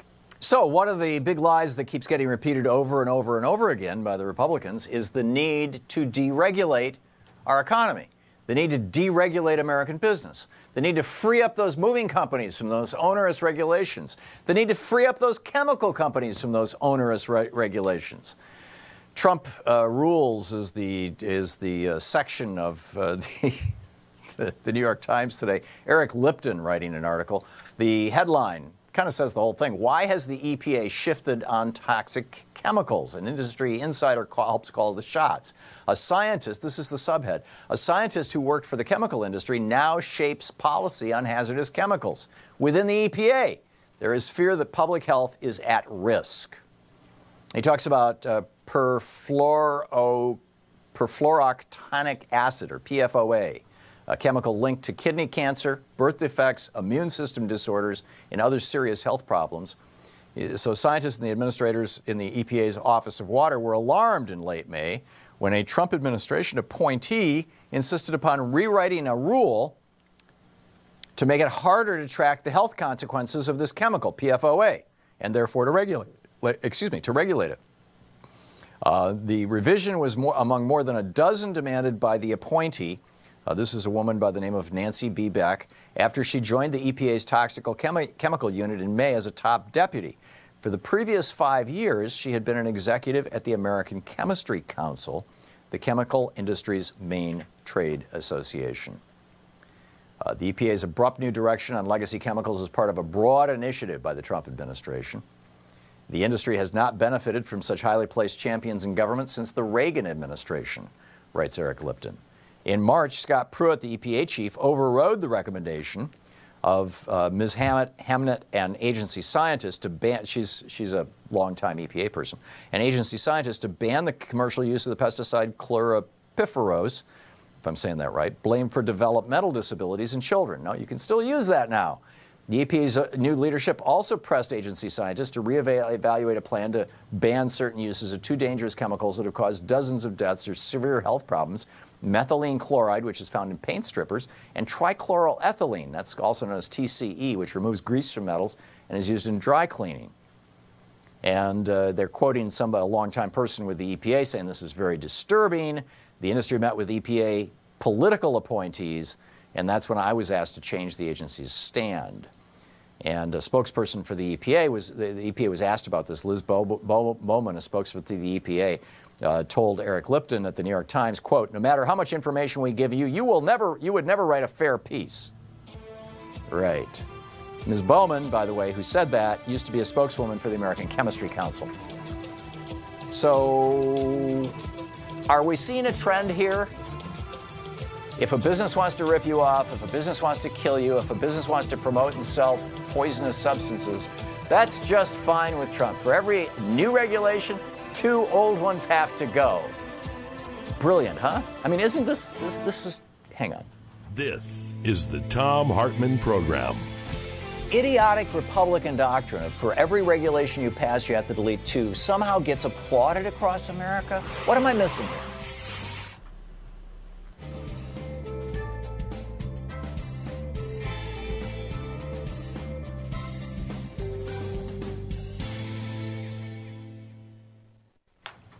And welcome back. Find my mouse. There we go. Leslie, watching Free Speech TV in Central Square, New York. Hey, Leslie, what's on your mind today? Hey, Leslie. You there? No, Leslie. Yes. Yeah, okay. You're on the air. Hey, I'd like to talk about the law they passed last week about $1.5 trillion taking out of Medicare. Right. And, Medicaid. It's not being talked about nowhere. It should be. The people got to know, and they got to stop it and turn it around. I agree. And this is... How do we get them to... The mainstream media won't let nobody on there or nothing. Yep. I don't know. It's almost like they're daily or something. Yeah, Leslie, you got to turn your TV down. It's almost like the media is trying to protect the Republican Party, and I get that. They've been protecting the Republican Party for decades, and they do it because the Republicans basically say, if you don't protect us, we will refuse to come on your show. Leslie, I'm sorry. Hearing my voice on delay in the background of your phone is making me crazy. But thank you for the call. I'm with you. This is an abomination. It's not a good thing. Jay in North Hollywood, California. Hey, Jay, what's on your mind today? Hello, Tom. Basically, I'm hearing this disaster of the moving companies overcharging people. However, I want to defend it slightly, okay? Because these moving companies, they depend on these brokers that they book all these jobs, and then they send the moving companies on the jobs. And so, for example, if you're moving from Portland to Washington, D.C., if you cut all those brokers out of the business and you hire the local moving company in Portland, they load all your stuff, they go to Washington, D.C., and now they have to drive all the way back with an empty truck and no business, and it's astronomical expenses. So the brokers try to book all these jobs. And so to make a long story short, the brokers book as many jobs as possible. And so a lot of times they have these baited low price offers, and when you as a buyer or me as a buyer accept these artificially low teaser prices, you basically get put on the back burner, and they'll hold that job until they can find another job in the same area to make the trip more efficient for the moving company. Yeah, I figured that's what was happening with us, was that they were trying to get 2 or 3 different families who were all going to Portland on the same truck, and it took them a month to do it. Oh well, yeah. I'm not trying to totally defend them all the way. But I mean, if I think that those are more of just a really bad decision. On an individual basis, you'll always find those terrible, rip-off scenarios. But I think that was part of some of these deregulation efforts to try to help make some of these, these jobs a lot more efficient. And of course, it increases profits for the moving companies, no doubt. Right. But ideally, in a perfect world, that would help. Well, I think it's bizarre that we've got a law that was written and passed in 1906. As the railroads were saying, basically, we're just common carriers. We're not the ones who are, people load your stuff on our railroad car, but, we're just the carrier. You shouldn't be able to sue us. And so, which makes sense at a certain level. So the protection that was offered to the railroads has now been extended all the way down to the guy who's picking up your stuff and making it impossible to sue them. That I find very bizarre. I understand, Jay, the practices of the industry, and I don't object to them if they're done well and in the interest of the consumer. Keep in mind, this is only a small percentage of movers who are ripping people off.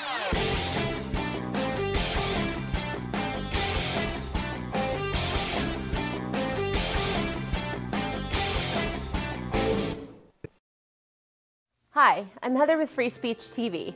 Your support, whether through giving of donations, volunteering, or even spreading the word, has made it possible for the only independent progressive news network to sustain for more than 20 years. Now, you can give to Free Speech TV through the Branch of Gratitude. This program is a sustainable way to give that reduces waste through paper mailing, postage, and staff hours. By choosing to participate in the Branch of Gratitude, you are joining hands with the socially conscious community and sending a message to the world that Free Speech TV is not only here to stay, it is here to thrive. Please call 877-378-8669 or go online to freespeech.org. Make a difference and join the Branch of Gratitude today.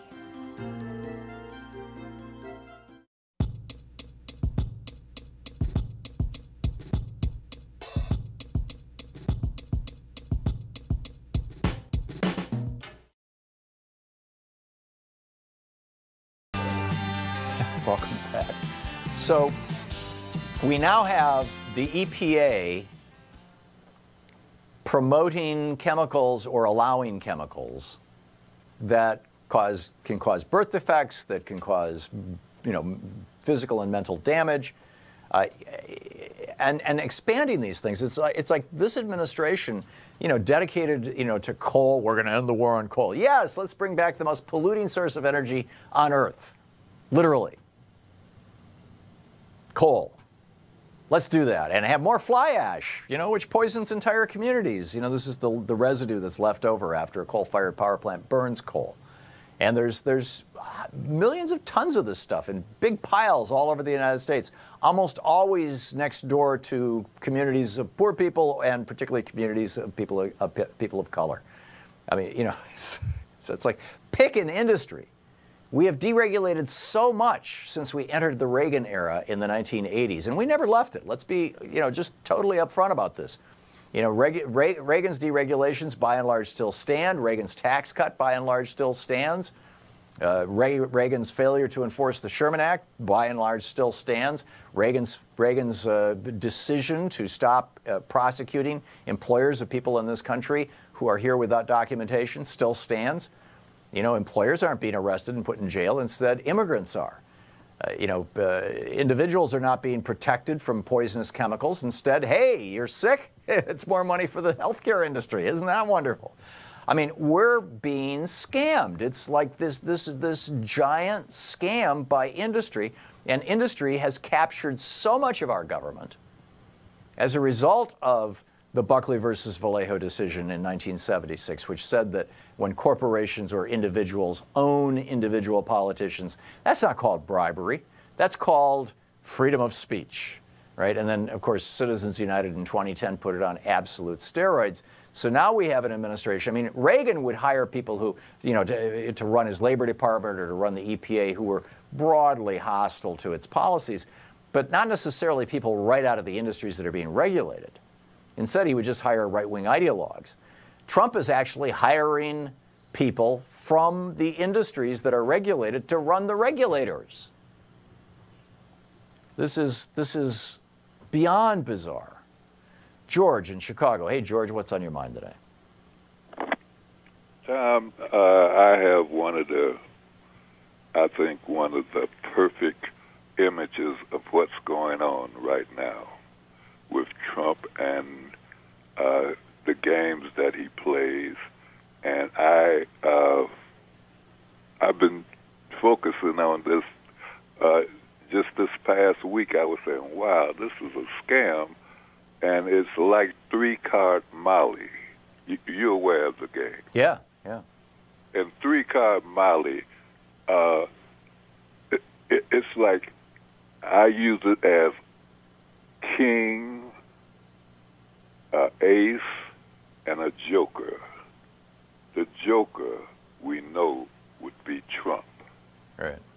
The king would be Putin. Okay.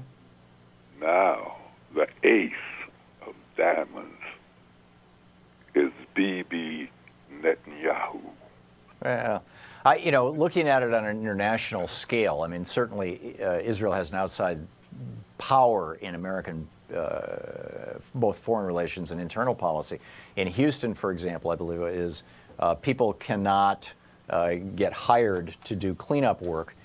In fact, here's the article. This is from the ACLU's blog, aclu.org, by Brian Haas. He says, if you're in a Texas city in need of hurricane recovery funds, you can't get the money if you're boycotting Israel. Dickinson, Texas announced earlier this week it was accepting applications for grants. The application is mainly composed of unremarkable legalities with one notable exception, a clause stating that the applicant will not take part in a boycott of Israel for the duration of the grant. I mean, it's bizarre. But, that said, I would say that the king and the ace are American business and the American lobbying industry. They're really the ones who are calling the shot and controlling all this, in my opinion, George. I don't see Vladimir Putin inflicting poisonous chemicals on us. No, I'm not looking at it like that. I'm saying that these three men, if you observe them, they are the ones who get along the tightest. They are the tightest three of the international three. Yeah. And when it comes to well, they're all autocrats. I mean, they're all semi-authoritarians, I would argue. And I can't give Trump the thing that he's promoting all this by himself, all this collusion that they say. I'm seeing Trump colluding with Russia and Israel, and they're his closest companions. If you watch the three of them together... Well, toss Saudi Arabia in there, George. Companions. I mean, they speak the same physical language. When you look at them as people, that's the way they are. They don't have consciousness of sympathy for people. The three of them. Well, I get it. George, thanks for the call. I think that our problems, when we try to reduce our problems to here's a bad guy, or even here's a bad country and this is the cause of all our problems, we run the risk of missing the real issue. You're listening to the Thom Hartmann Program. Call 202-808-9925. And in my opinion, the real issue is Reagan flipping upside down the core concepts of American democracy and putting business first and people second.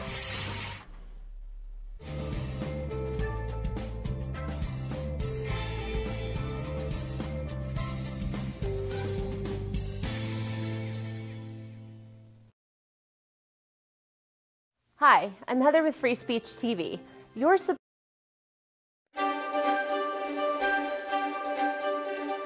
It's the Thom Hartmann University Book Club. Today we're reading from Elizabeth Kolbert's book, The Sixth Extinction, An Unnatural History. This is from the prologue. Beginnings, it's said, are apt to be shadowy. So it is with this story, which starts with the emergence of a new species, perhaps 200,000 years ago. The species does not yet have a name, nothing does, but it has the capacity to name things. As with any young species, this one's position is precarious. Its numbers are small and its range restricted to a slice of eastern Africa. Still, its population grows, but quite possibly when it contracts again, some would claim near fatally, to just a few thousand pairs. The members of the species are not particularly swift or strong or fertile. They are, however, singularly resourceful. Gradually, they push into regions with different climates, different predators, and different prey. None of the usual constraints of habitat or geography seem to check them. They cross rivers, plateaus, mountain ranges. In coastal regions, they gather shellfish. Farther inland, they hunt mammals. Everywhere they settle, they adapt and innovate. On reaching Europe, they encounter creatures very much like themselves, but stockier and probably brawnier, who have been living on the continent far longer. They interbreed with these creatures and then, by one means or another, kill them off. The end of this affair will turn out to be exemplary. As the species expands its range, it crosses paths with animals twice, 10, even 20 times its size. Huge cats, towering bears, turtle as big as elephants, sloths that stand 15 feet tall. These species are more powerful and even fiercer, but they are slow to breed and thus are wiped out. Although a land animal, our species, ever inventive, crosses the sea. It reaches islands inhabited by evolution's outliers, birds that lay foot-long eggs, pig-sized hippos, giant skinks. Accustomed to isolation, these creatures are ill-equipped to deal with the newcomers or their fellow travelers, mostly rats. Many of them, too, succumb. The process continues in fits and starts for thousands of years until the species, no longer new, has spread to practically every corner of the globe. At this point, several things happen more or less at once that allow Homo sapiens, as it has come to call itself, to reproduce at an unprecedented rate. In a single century, the population doubles. Then it doubles again, and then again. Vast forests are raised.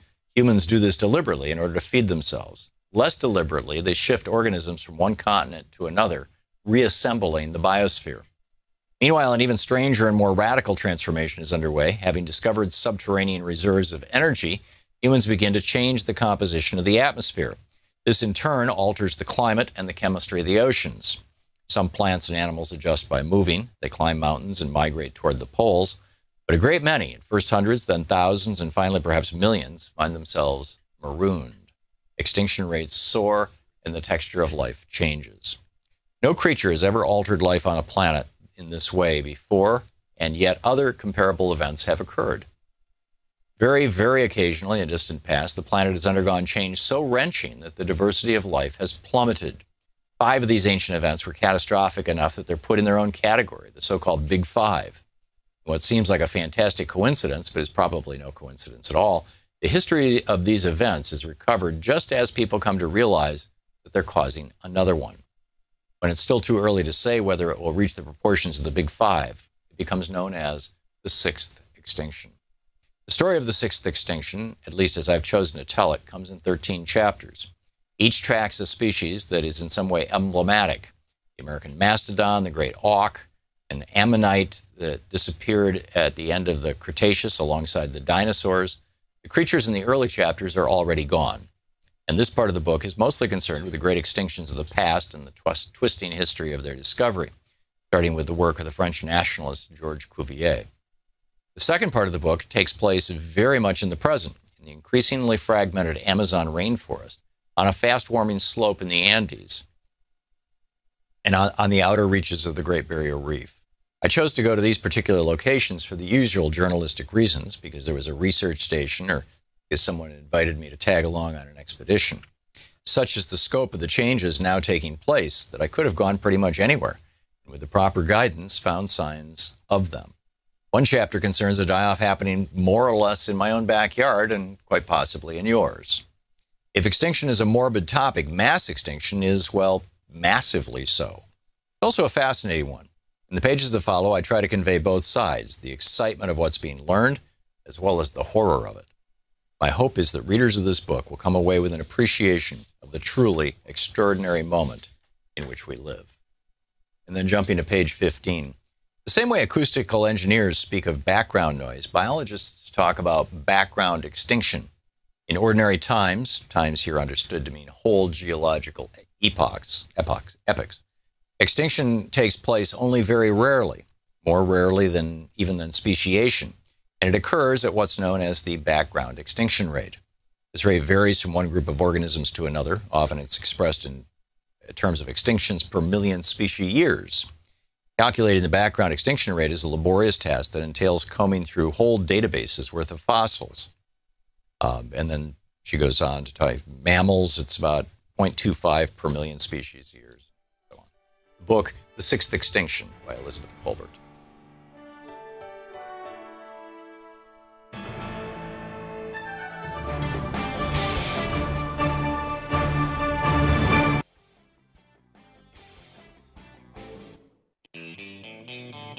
Welcome back. Blue and I in the studio. Louise is here with the dog. Okay, Blue. Down you go. Anyway. Oh, my. So this thing with the EPA, I think, is a huge, big deal.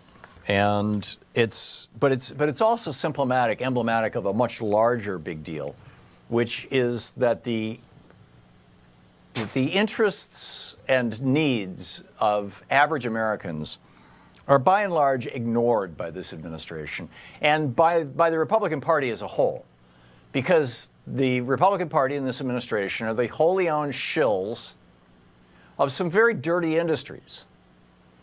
The chemical industry, the fossil fuel industry, the banking industry, on it goes.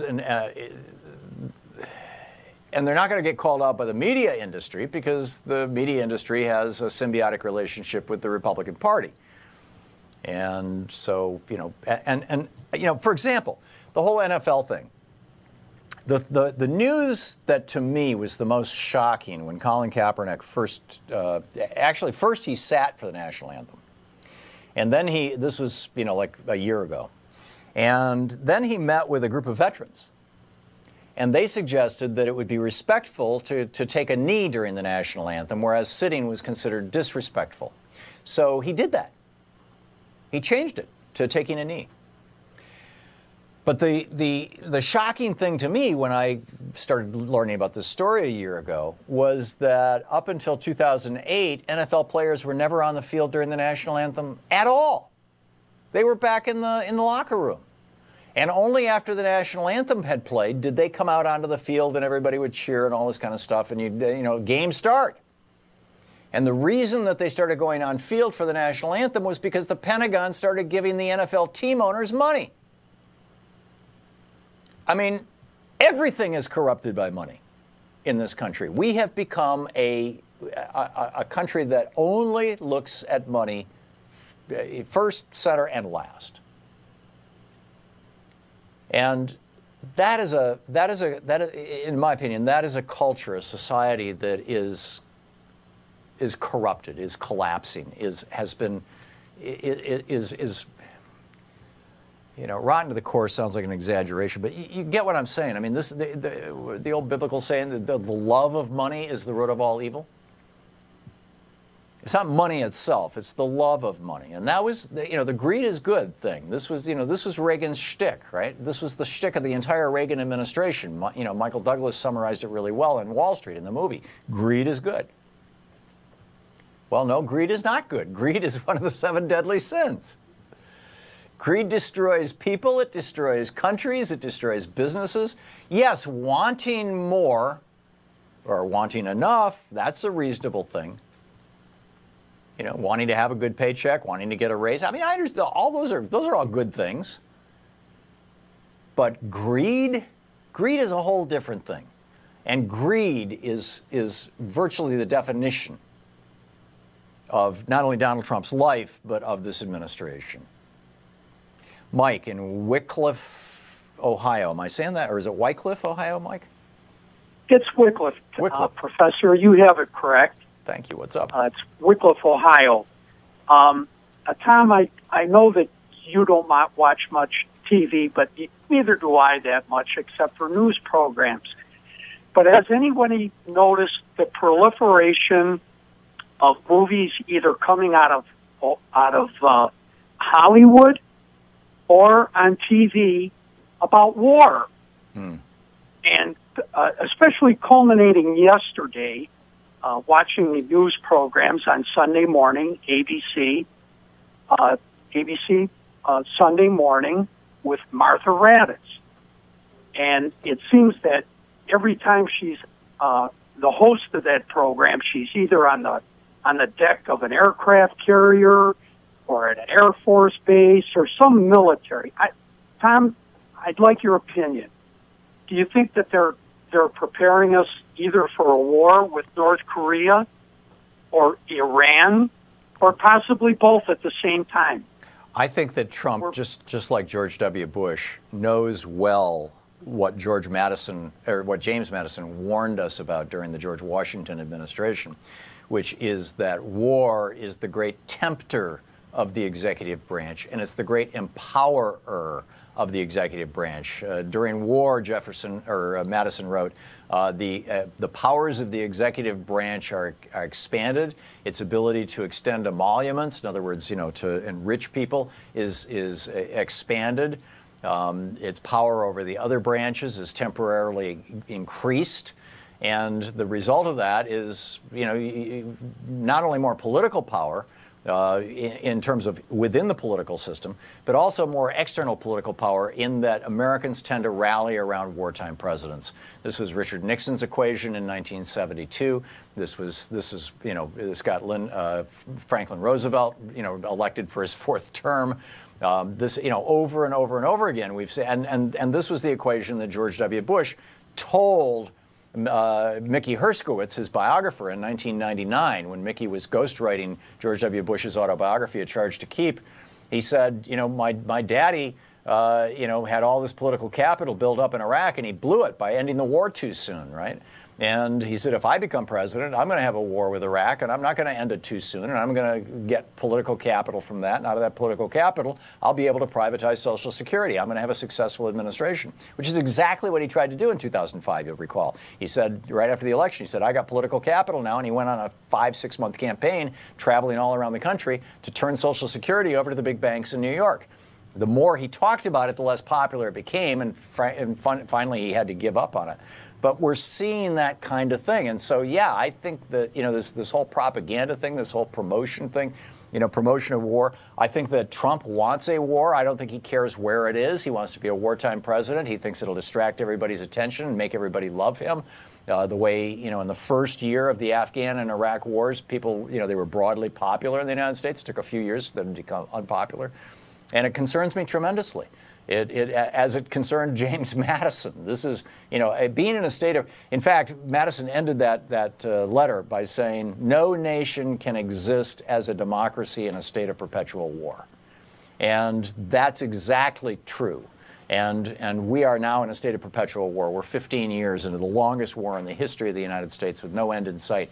And Trump is expanding these things. Well, we've got 1,500 or 1,000 or 1,500 troops in Niger. We didn't even know? Really? I mean, only Congress can declare war, and I don't see any declared wars. Mike, thanks for bringing that up. It's a great topic. I appreciate the call. Denise in Calumet, Michigan. Hey, Denise, what's on your mind? Well, when you played that little thing about what Roosevelt said, everything made sense. Right. In that there is no Republican that's going to do anything about the idiocy of Donald Trump, because they have their agenda handed to them on a silver platter, and no matter how long it takes, as long as he's in office, the nation is just totally distracted, and they keep doing things. Like tomorrow, they're supposed to be getting together behind closed doors, the Republicans in Congress, to have a meeting to start the privatization of the VA system. It's just one thing after another, and it's just not going to end. No, it's not, as long as they're in office. And people think that impeaching Donald Trump is going to solve the problem. Mike Pence is worse. Exactly. Mike Pence is actually an ideologue. He actually understands these things. Mike Pence will not, waffle back and forth like Donald Trump did on funding the CSRs for Obamacare and things like that. Mike Pence will be even more destructive than Donald Trump. And it's which is not to say that Trump shouldn't be impeached, but let's do it going in with our eyes wide open. Denise, well said. Thank you very much for the call. Marcia in Englewood, Florida. Hey, Marcia, what's up? Marcia? No, Marcia. Kathy in Crystal Lake, Illinois. Hey, Kathy, what's on your mind today? Hey, Tom, what's on my mind is what nobody seems to be talking about, and that is that executive order 13223 that Trump signed Friday on the 20th. He amended George W. His executive order. This one is going to allow him to bring back retired service people. Right, and I understand that there are some airlines that are having a problem with this because their pilots are retired military pilots. Yeah. Well, the pilots, they have a big shortage in the Air Force, but this is going to allow every department, every military branch, whether it's the Army or the Navy, the way it's amended, to bring back, retired service people. And so Mike, who was, I think, the call before, or a couple of calls, was talking about, the whole prelude to war. I mean, somebody put this in Trump's head, because Trump is not a deep thinker. He would not know about executive orders that were signed. So somebody, the question is who? I don't know, maybe phone call from Bannon late at night, or... I think John Kelly and McMaster. Well, I'm wondering about his generals, considering that most of the civilian cabinet posts are filled by generals. Right. But somebody obviously slipped this to him and said, sign this. And this is very worrisome because things are not looking well. Yeah, this is prelude to war. They put the B-52s on nuclear alert. They said to members of the military, even though you thought you got retired, we can drag you back in anytime we want. These are the kind of things that a president would do, if he was anticipating going to war. You're absolutely right, Kathy, and it's very, very concerning. Kathy, thanks for the call, and thanks for pointing that out. It should have been at the top of my list, and is now. Kathy, thank you. We'll be back with more of your calls. We're going to check in with Talk Media News and find out what else is going on in the world today, and more of the news of the day right after this.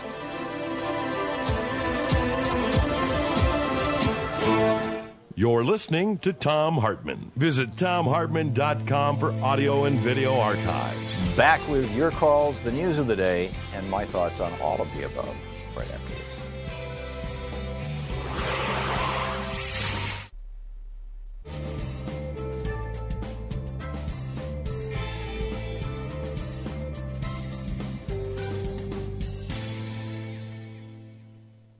Welcome back. Charles, watching Free Speech TV in Southgate, California. Hey, Charles, what's on your mind today? Hey, Tom. You got a nice dog. Yeah, I agree. Anyway, with everything's going haywire, it seems like. So I just picked something, and I'm like trying to decide whether it's worth my time to go to different congressmen in my area, even though I don't vote for them, to try to tell them how I feel about this issue. Well, they represent you, so whether you vote for them or not, they still legally are your representative. You are, legally, subject to their whims, so you have every right. In fact, I would argue an obligation to make your thoughts known to them. Well, it's real simple then. I'm scheduled to go see somebody, or I have a date. I can go see him today. To talk about my issue, even though they're not my congressman. So, right. Thank you. Yeah. Good luck. Good luck. Let us know how it goes. Okay, Charles? All right. Okay, good luck. Tom in Lexington, Kentucky, watching Free Speech on Roku. Hey, Tom, what's up? Tom? Yes. Hey, you're on the air. Tom?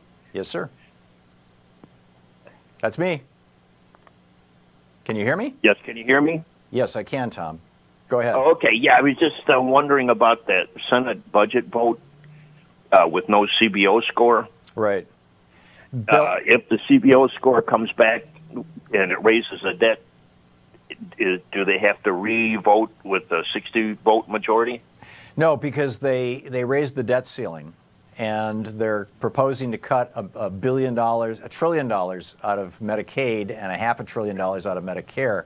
And so they can come in under the debt ceiling, and the budget reconciliation rules require that it not raise the budget or not raise the national debt after 10 years out. You can raise the national debt over the short term. Oh, okay. And so what they're asserting is that this may raise the national debt for a short period of time, but over time it's going to stimulate the economy so wonderfully. This is called dynamic scoring, and it's just another scam, just like trickle-down economics, where they pee on us and tell us it's raining.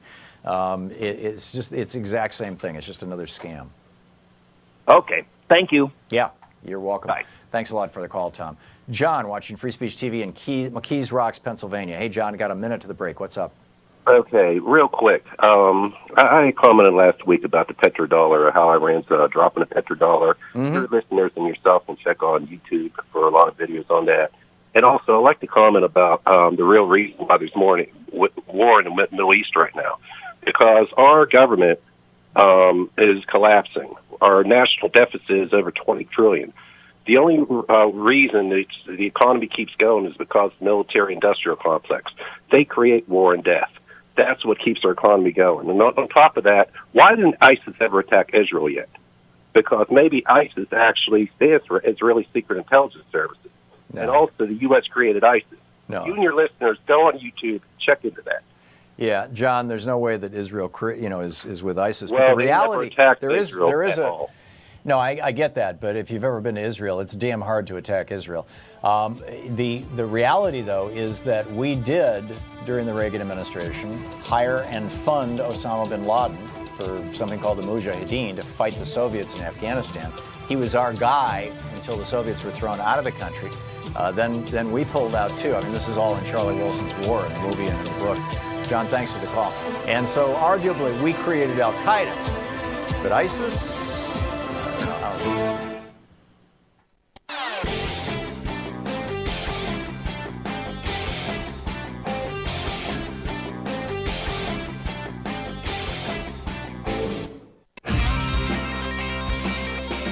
Welcome back. Let's check in with the with Talk Media News and find out what's going on in the world today. This report brought to you by goatsfortheoldgoat.com and Loving What You Do, Ellen Ratner's new book. And on the line with us, Victoria Jones. Hey, Victoria.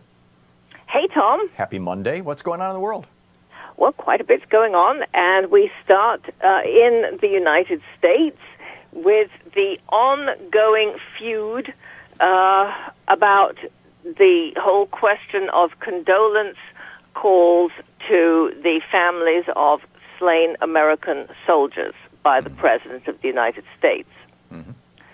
Now, as well, you may have remember we left it last week. It sounds like a soap, but it's not. With the Chief of Staff, John Kelly, coming out to the briefing room in the White House and speaking very movingly about his son who was killed in Afghanistan by a roadside bomb. He was in the military. And, of course, John Kelly is a retired Marine general and defending the president's call to Maisha Johnson, the widow of Sergeant LaDavid Johnson, who is the fourth of 3 American soldiers who were killed in Niger a few weeks ago, and President Trump didn't speak about it for 12 days, and then when he did, it started a whole furor because he said that he was better at making condolence calls than any other president. So, Maisha Johnson, the widow, went on Good Morning America today, and she told George Stephanopoulos that it made her cry what the president said, because I was very angry at the tone of his voice and how he said it. He couldn't remember my husband's name. The only way he remembered my husband's name was because he told me he had my husband's report in front of him, and that's what when he actually said LaDavid, I heard him stumbling on trying to remember my husband's name, and that's what hurt me the most. Because if my husband is out here fighting for our country and he risks his life for our country, why can't you remember his name? And that's what made me upset and cry even more, because my husband was an awesome soldier. And she also wanted to know why she can't see her husband's body, and she's wondering if it's even in the coffin. Anyway, then the president tweeted that he had a very respectful conversation with her, and basically said that by saying that, effectively said that what she said was not the truth. Right, that she's lying. And this whole thing, this whole blow-up is happening with the only one of the 4 who was African-American, and his mother's African-American, and the member of Congress, Representative Wilson, African-American. Trump seems to go after African-American, whether it's NFL players or people of color, whether it's people, immigrants from Mexico. I know that Congresswoman Wilson has suggested that the White House is full of white supremacists. She said that after John Kelly came out and lied about her. Is there a growing consensus that that Donald Trump has a race issue, or is this tin ear? What's going on here? I think there's certainly a sense that he has a tin ear. Whether it is that there's a race issue, I think that some people feel that there is. Some people, certainly people around him, would say that he definitely isn't. That he'll attack anybody, who he feel attacks him. But other people will say that there is that. There was a very interesting tweet this morning while the widow of the sergeant was on Good Morning America, in which he was going off about the NFL players and for not standing for the national anthem, and he had national anthem in capital letters and flag and country in capital letters, but players, NFL was in capital, but the word players was in lowercase. And somebody commented on that that deserved an entire treatise. Yeah, remarkable. So it's interesting. Yeah, it is. We'll see how this plays out. What else is going on? The former Army Sergeant Bo Bergdahl was due to begin his sentencing hearing today for wandering off from his base on charges of desertion and misbehavior before the enemy. But the judge, Army Colonel Jeffrey Nance, instead heard arguments about a last-minute motion by defense attorneys that recent comments by President Trump are preventing Bergdahl from getting a fair sentence. Bergdahl's facing life in prison. Nance allowed the attorneys to question him, the judge, on the record about whether he was swayed by Trump's comments. And Nance said he wasn't aware of the comments beyond the legal motions in the case, and Nance said he plans to retire as a colonel in about a year and isn't motivated by pleasing commanders to win a future promotion. Said he has no doubt that he can be fair and impartial in the sentencing, but he had stern words and pointed questions for prosecutors about what effect Trump's comments would have on the public's perception of the case, and indicated he would issue a written ruling later on the defense request to have the case thrown out over Trump's comments. That's really interesting, because it sounds like, the Judicial Code of Conduct talks about the appearance of impropriety. Judges are not only to avoid impropriety, but even the appearance of it. And it sounds like he's taking that very seriously. A lot of judges seem not to. Certainly Scalia just laughed at the idea. Yes, it sounds like he's taking it very, very seriously. Nance said he was having a hard time with the prosecutor's interpretation that Trump's comments did not, recent comments did not reaffirm his campaign trail criticism of Bergdahl being a dirty, rotten traitor who deserved to be executed by firing squad or thrown out of a plane without a parachute. Whoa. Trump said that? Thrown out of a plane without a parachute? Yes, he has said that, according to the Associated Press. Wow, that's what Augusto Pinochet used to do with dissidents in Argentina, or in Chile rather, when he took over that country in the military coup. Is they would take the dissidents up to 3,000 feet and throw them out of a helicopter. But Trump only said that on the campaign trail. He has not said that since he's become president. I don't think he could get away with it as president. I mean, it's a slap in the face to the entire Constitution. I mean, it's just, wow. Somehow I missed that. That's what the AP says. So yeah, that is astonishing. Oh, I don't like saying things like that, but I do like it when I say something that you don't already know. Yeah, well, thank you, Victoria. You often say things I don't already know. You are the best in the business. Victoria Jones with Talk Media News. Thank you, Victoria. Thank you very much. Great talking with you. And this report, the Talk Media News report, brought to you by goatsfortheoldgoat.com and Loving What You Do, Alan Ratner's report. We'll be right back.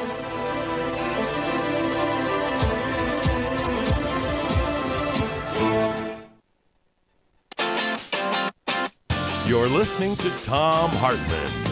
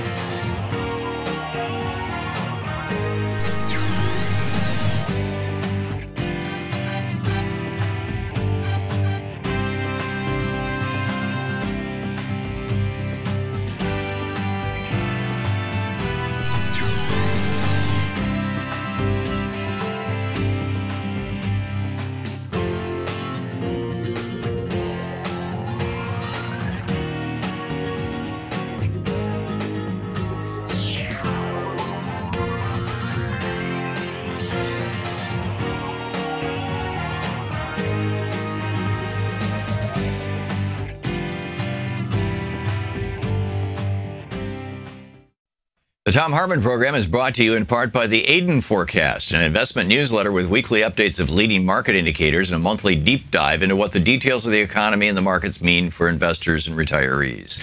On the web at aidenmarkets.com. Wines have some of the highest pesticide levels in our food chain. This hour brought to you by ecowine.com. Pesticide-free wines, organic wines, imported from France by the Organic Wine Company, ecowine.com. The Thom Hartmann Program is brought to you in part by Super Beets. Super Beets are sourced from non-GMO beets, and they're packed with dietary nitrates, helping to produce nitric oxide for more energy, stamina, and support for healthy blood pressure levels naturally. For more information, call 800-223-8242 or visit freespeechbeets.com.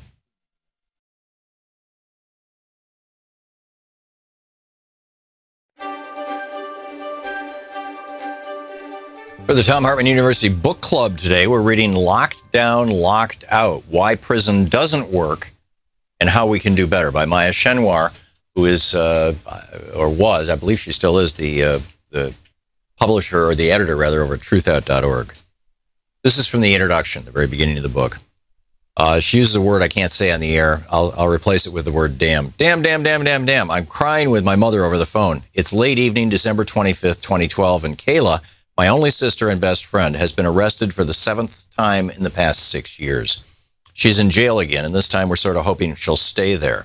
If she asks, I tell Mom, I'm not bailing her out. Well, you know, we're not, Mom says, her voice low and far away, a weary echo of words uttered in months and years past. If she's in there, at least she'll be safe. Jail, we agree, may be the only place that can save Kayla's life, staving off her burning dependency on heroin. Neither of us acknowledges that regardless of whether Kayla stays clean while incarcerated, sooner or later she'll be getting out. Do we know what she's in for, I asked Mom. Does it matter?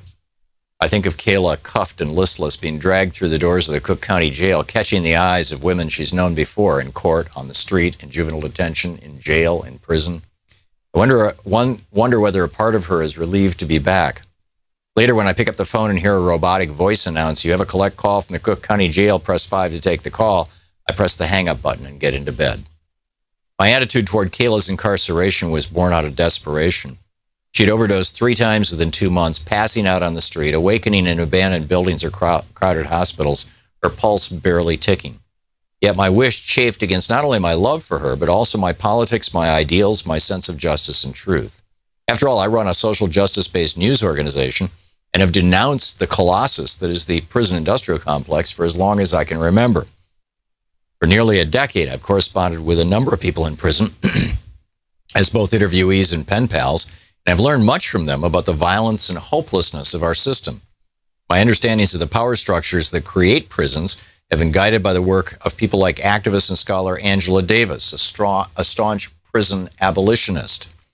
How could I reconcile my wholehearted opposition to the prison industrial complex with a desire to see my own sister locked up? When I look back on that time, I can only comprehend it by acknowledging the insidious, persistent role that prison occupied in my mind. It was closely connected to the role it occupies in larger society. Incarceration serves as the default answer to many of the worst social problems plaguing this country. Not because it solves them, but because it buries them. By isolating and disappearing millions of Americans, more than 2.3 million right now, making us the most incarcerated country on the planet, prison conveniently disappears deeply rooted issues that society, or rather those with power in society, would rather not attend to. Prison, writes Angela Davis, performs a feat of magic. As massive numbers of homeless, hungry, unemployed, drug-addicted, illiterate, and mentally ill people vanish behind its walls, the social problems of extreme poverty, homelessness, hunger, unemployment, drug addiction, illiteracy, and mental illness become more ignorable, too. But, as Davis notes, prisons do not disappear problems, they disappear human beings.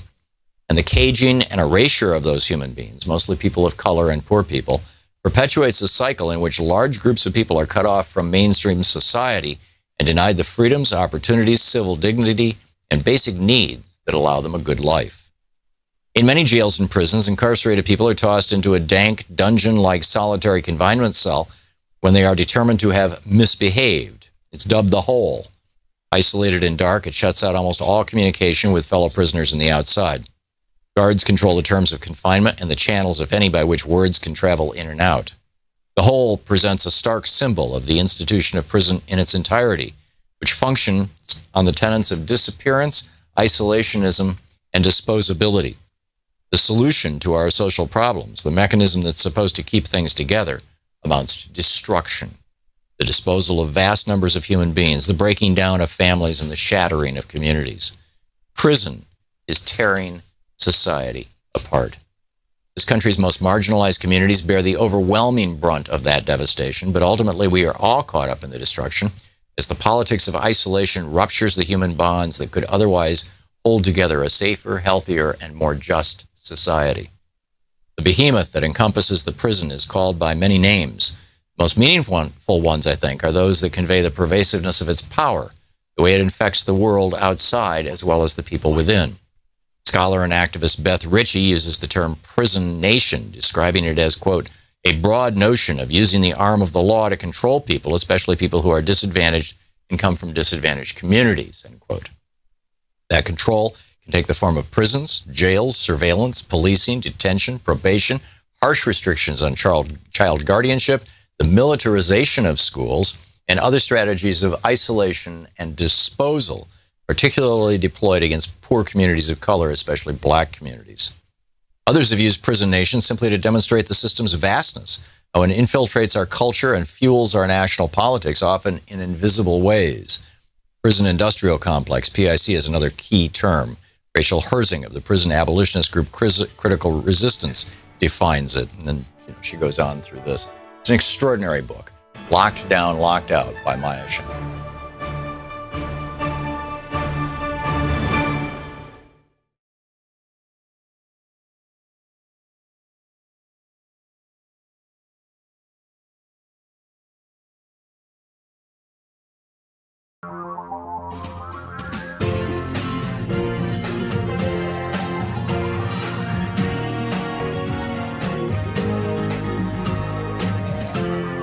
This is the Thom Hartmann Program. Welcome back, Arthur. I don't have Wendell Potter on the board for some reason. We're in just a moment. We're gonna speak with Wendell Potter of Tarbell, the author of Deadly Spin and Nation on the Take. His latest project is oh, there we go. And Wendell Potter, welcome back to the program, Wendell. Tom, glad to be back. Thank you very much. Great having you with us. And so I just saw an article a couple of days ago that didn't suggest, I mean, it laid out the numbers, that for the first time since the Affordable Care Act was passed, from that point until now, and you would know the day and the month and year anyway of the passage of it. I'm sorry, I don't at the top of my head. But from then until just very recently, the number of uninsured Americans had been steadily declining. And in the last certain period of time, I'm guessing you know what it is, they've actually increased. What's going on? Well, a lot of people certainly were brought into coverage because of the Affordable Care Act, which was signed into law in 2010. But there's still 30 million of us who are uninsured, and unfortunately, a lot of people are just simply not signing up. And in many cases, they fear that their premiums are going to be too high. The Trump administration certainly has been, I think, scaring people away and telling people that the exchanges are collapsing. It's not true, but there are a variety of reasons, and not enough people are insured, which is just a shame. Yeah. So, Wendell, what do we do about this? And tell us about Tarbell. Tarbell is a new journalism nonprofit that my team and I are launching. We've been laying the groundwork now for several months. And today we're launching a crowdfunding campaign. We want to be entirely reader-funded. And the thing that we're going to be focusing on is the people who really have the power in this country, who pull the strings of our politicians in Washington and all over the country. The problem is that most people think that the president or members of Congress, or state legislators, or governors are the powerful, but they're not. It is the big corporations and the special interests that contribute so much money to control how elections turn out and how policy is made. I saw it happen up close and personal during the Affordable Care Act debate, and I used to be a part of it when I was in my old job in the insurance industry. Right. So the uninsured rate is going up as a consequence of the Trump administration making it harder for people to figure out how to sign up. Is that the bottom line? That's the bottom line. It is more challenging. They've cut the funding for the advertising for the navigators who help people sign up. So a lot of people just simply are not aware. They need to be reminded that coverage is available. So in many cases, the administration is sabotaging the Affordable Care Act to try to make a prophecy come true that just wouldn't otherwise be if it weren't for the actions of the administration. We want to shine a light on that with Tarbell, and it's tarbell.org, by the way, because we're a nonprofit and all donations are tax deductible. But people need to know the power behind decisions that are made. And Congress, of course, is debating tax reform. And the powers that be, the people with money, are the ones who are pushing this forward. And the rich will be undoubtedly more benefited if this goes forward as proposed than regular folks. But they're being sold on something that just simply isn't going to be very meaningful for most of us. We're talking to Wendell Potter. Tarbell.org is the website.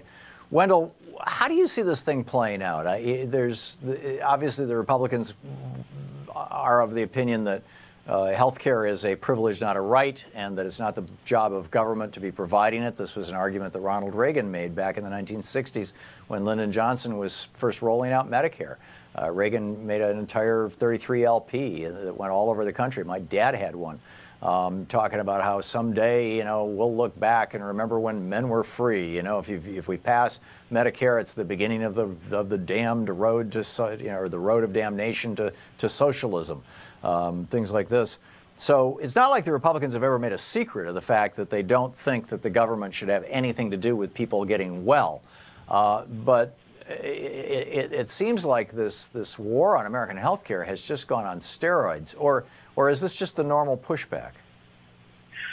I think it is on steroids. I think that we're seeing policy driven by ideology, not evidence. And again, it's one of the things that we want to try to do with Tarbell is to help people understand what is evidence-based policy. This is exactly as you described. There are a lot of people who just do not think that the government has any role in helping people to get the care that they need. Rand Paul certainly is one of them. As a libertarian, he thinks that there should be no role of the federal government and let the free market do what the free market does. It just simply does not work, however, in healthcare, and there's abundant evidence, years and decades of evidence, that the so-called free market doesn't work. We've got a classic case of market failure. And coming out of the insurance industry, I know that up close and personal. I saw how the insurance companies operate, how they are in it to make money and not cover people who really need care if they can avoid it at all, not to pay claims. So it is it's a system that just has failed us for many, many years. It cannot be sustained, but there are those who just wish it to be so. Are there like golden handcuffs? I mean, it's why is it that this industry has not spawned hundreds of whistleblowers like you? You seem like a lone voice in the wilderness. Maybe I'm misunderstanding, but it seems to me that a lot of the people who, I mean, you were an executive vice president of one of these big insurance companies. It seems like anybody in that kind of a position probably is unwilling to give up a 6 or even 7-figure annual salary and all the benefits associated with it in exchange for being a whistleblower and living a normal middle class life. Oh, it's exactly the case. There are a lot of people who know the system as I know it, who know the problems that are caused by our private system of private insurance, but they do make a lot of money. They have to sign forms that essentially gags them, and they are bought by money, by bonuses, by raises, by stock options, and people are afraid to walk away from that. regardless of what your income is, many of us get on a hamster wheel, and it's hard to get off. We buy things we don't need. We take mortgages that are too big for us, and so we become enslaved to those who give us sign our paychecks, and it's extraordinarily difficult. And people are just also afraid. They're afraid of retaliation. They're afraid of not being able to work again. I knew that would likely happen to me, that I would never get another corporate job. I was fine with that, but a lot of people are not. They're just too concerned about their own well-being and put that first. Yeah, it's truly remarkable. How do you, we have a little less than a minute left, Wendell. We're talking with Wendell Potter, tarbell.org, 30 seconds, in fact. Do you think that this is going to get fixed in the near future? I think it can be fixed, but I want to do my part. I think, and the reason I'm doing tarbell.org is to help people have the information that they need so that they can understand what is true. In my old job, I used to participate and help create propaganda campaigns. People are confused about our healthcare system. We want to connect the dots with people to show them what can be done. We're all about solutions journalism, too. We'll be focusing on how the system can be fixed. We'll be helping people understand what Bernie Sanders' Medicare for All bill is all about. And so it takes that kind of work and people like us at Tarbell to make a change. And we want to help people understand how they can make a difference as well, too. There you go. Wendell Potter, tarbell.org is the website. Thank you, Wendell. Thank you, Tom. Great talking with you. We'll be back. This is the Thom Hartmann Program. More of the news of the day right after this.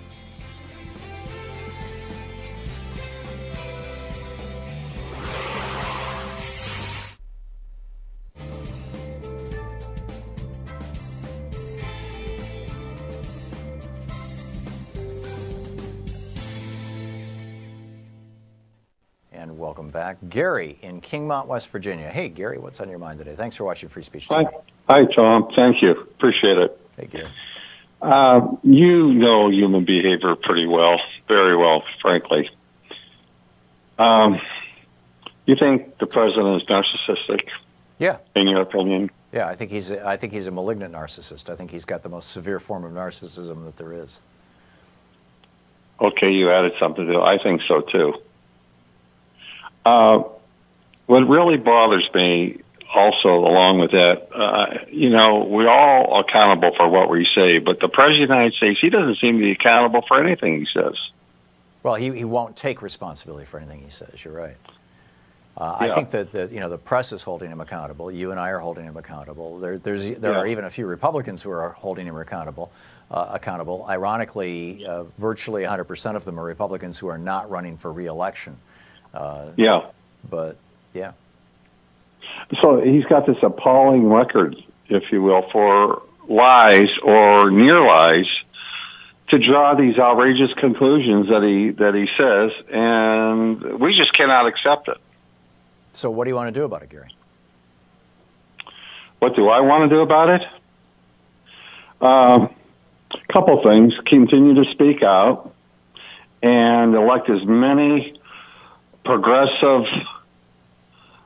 as honest as I can find, Democrats or even Republican in 2018. Yeah, I'd be wary of electing Republicans just because the first vote that a member of Congress, whether it's the House or the Senate, takes is for their leadership. It's not impossible that the Speaker of the House could be a Democrat, even when all the people there are Republicans, but it's never happened. And to the best of my knowledge. So don't get me wrong. I don't want to vote for a Republican, but I want to be honest and fair and approach it. You never know. You can't rule everybody out, but I agree with what you're saying there. Yeah. I want to ask you one more thing. If you had a chance to, I haven't spoken to him or checked on Jason Altmaier, I did see he's getting terrific reviews in his book, Dead Center. The former Republican congressman who got beat in 2014 by by a narrow margin, but he is somebody I think that can bring people together. I was wondering if you happen, I had mentioned it, if you happen to look up his book. I have not. I'm in particular the last month or two, but I you this have weekend been. I had to fly to New York, and anyway, it's Okay, well, thank you for your time. I appreciate it always. Keep up your terrific works that you do. Okay. God bless you, Thom Hartmann. Thank you, Gary. Back at you. Thank you. Bill in Jamestown, Michigan. Hey, Bill, what's on your mind today? Bill, watching Free Speech TV in Jamestown, Michigan? I guess Bill's not there. You have to listen to your telephone, not your TV, because there's first of all, there's an obscenity delay in the chain so that if somebody says something inappropriate, we can cut it out. And then in addition to that, the signal has to go from here to Denver, and then from Denver up to the satellite, and then from the satellite back down to your house, and then get processed by your television and turned into pictures and sound. And so if you're watching your TV, rather than listening to your phone, when I put you on the air, you won't hear yourself for several seconds. And, we just can't have seconds, 6, 8, 10 seconds of dead air. It's not going to happen. So always listen to your phone when you're calling and turn your television down. We'll be right back.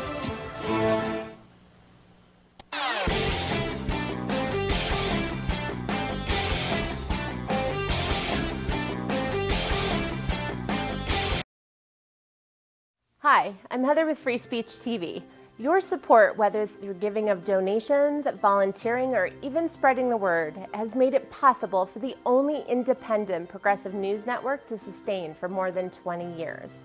Now, you can give to Free Speech TV through the Branch of Gratitude. This program is a sustainable way to give that reduces waste through paper mailing, postage, and staff hours.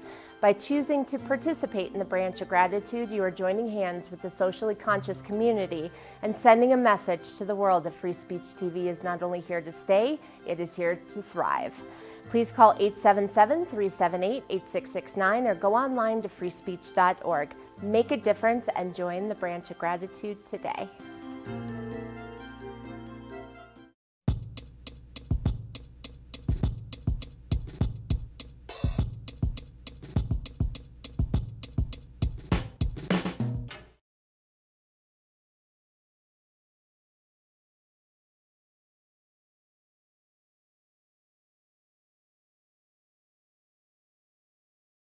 Welcome back. Thom Hartmann here with you, as promised. And, there is a law that, we started this program out talking about the moving industry and how there's this amendment was passed back in 1906. It was titled the Carmichael Amendment. Yes, the Carmichael Amendment. The Carmack Amendment. And the Carmack Amendment says that basically you can't sue moving companies for fraud and damaging your stuff and stuff like that. And this is still on the books. Well, similarly, there is a law in the books that says that you can't sue gun companies for marketing products to inappropriately, or for that matter, for selling products that are excessively dangerous. It is not only technologically possible, it exists, the technology, for making a gun that only you can fire. In other words, you buy the gun, and the gun is trained to your fingerprint. It's just like opening your iPhone or your Android or whatever it may be, the ones that are equipped with fingerprint technology. Or it only will fire if you're wearing a watch or a bracelet or a ring that's got a little RFID thing on it that the gun reads and says, oh, this is my owner, I can shoot now, otherwise it can't shoot. We have not only the ability, we could easily be manufacturing and selling safe weapons, relatively speaking. It's like, and the idea, by the way, is not a strange or bizarre idea. If you walk up to an unlocked car, you can't just get in and drive away. You've got to have a key. Just think about this for a minute. I've been saying for years and years that people, we should be regulating cars the same way we do, or guns rather, the same way we do cars. That you have to have liability insurance, you have to have, the registration process is complete and consistent from the beginning to the end of the lifespan of the product, and that you have to have a license demonstrating that you both have an intellectual understanding, you pass a written test, and proficiency. You can pass I can do this test. But let's take it a step further. With a car, and I don't know if this is law or if it's just common sense, and I'm guessing it's the latter, that it's just common sense, that cars have probably been this way for a long, long time. I know some of the early cars didn't have keys. You just pushed the starter button.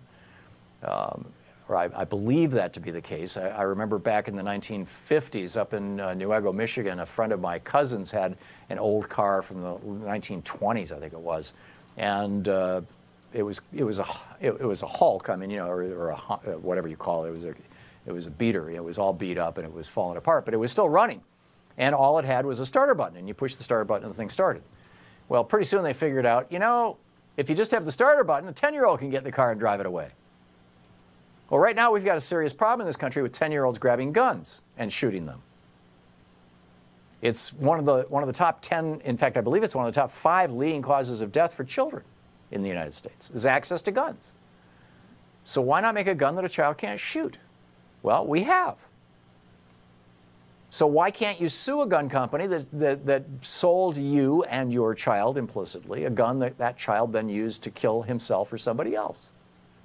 You can't, because there's a law in the books that says that they have, it's called the Protection for Lawful Commerce in Arms Act, PLCAA. It is a law that protects the gun industry from being sued. Just like the Carmichael Amendment protects the moving industry from being sued. In righteous situations. Just like the EPA now is working to certify all these god-awful chemicals as being approved by the government. So you can't sue when you're killed or when your kid gets leukemia or something like that from exposure to one of these chemicals. And now this is the latest one. This Credo Action sent out a petition this morning.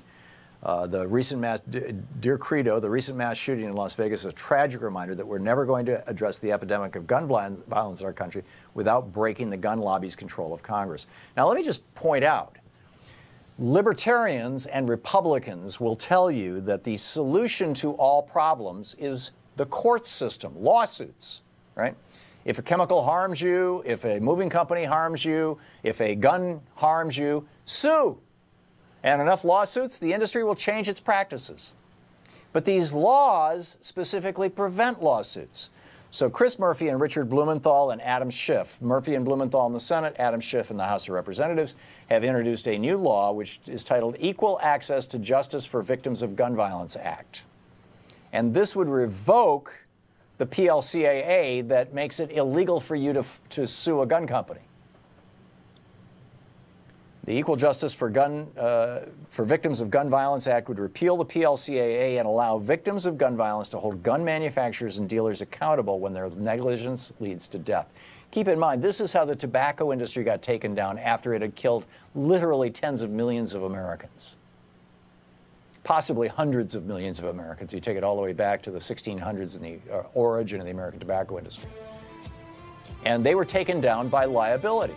Well, the gun industry just got this law passed a couple of years ago that limits their liability. And good on Senators Murphy and Blumenthal and Congressman Schiff for saying, no, we want to end that limitation of liability and say, you know, if you're not going to produce a safe product or a good product, you have no business being in business. We'll be back with your calls after this. You're listening to the Thom Hartmann Program. Call 202-808-9925. Right back with your calls and more of the news of the day right after this.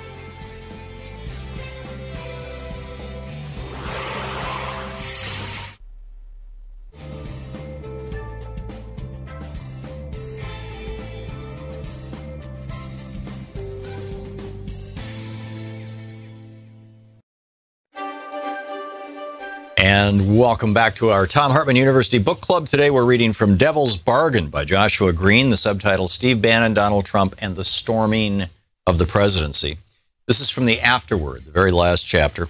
It's titled Kali Yuga, which in Hinduism is when the earth goes into a phase of destruction. In the shell-shocked aftermath of the election, President Obama, looking shaken, appeared in the White House Rose Garden to deliver public remarks intended to project a sense of calm. A sense, really, that the basic stability of our country remained intact. Sun is up, Obama said. I know everybody had a long night. I did as well. Had a chance to talk to President-elect Trump last night about 3:30 in the morning, I think it was, to congratulate him on winning the election. End of quote. The next day, when the two men appeared together in the Oval Office, it felt as if the world had slipped through the looking glass. Trump quickly named Bannon his chief White House strategist. Republicans controlled every branch of government. With Trump's ability to defy every political norm, anything seemed possible. Who could argue otherwise after what had just transpired? And yet, within days of his inauguration, Trump's White House was plunged into chaos and scandal from which it has not recovered and may never. Bannon, the imaginative reconceiver of U.S. politics, hung streams of paper listing Trump's promises from the walls of his West Wing office. His strategy, as always, was to launch furious attacks, this time to, quote, shock the system, end quote, and rapidly reorient the federal government in a more nationalist direction. He called this, with what I took to be intentional irony, a shock and awe approach to asserting Trump's power. But Trump's flurry of activity quickly ran into problems. There was his executive order, sprung a week after his inauguration, banning immigrants from 7 majority Muslim countries, which set off nationwide protests and was blocked by the courts. His firing 2 weeks later of National Security Director Michael Flynn for contacts with the Russians. The collapse of his first major legislative initiative, a bill to repeal Obamacare. His firing of FBI Director James Comey. And the swift descent of the West Wing into a viper's nest of backstabbing and leaks. This quick turn toward a crack-up was hardly unforeseeable or even altogether surprising, but it contrasted sharply with the success of a candidate who had dominated his opponents, shaped news coverage, and shown himself to be all but impervious to the forces that overwhelm other politicians.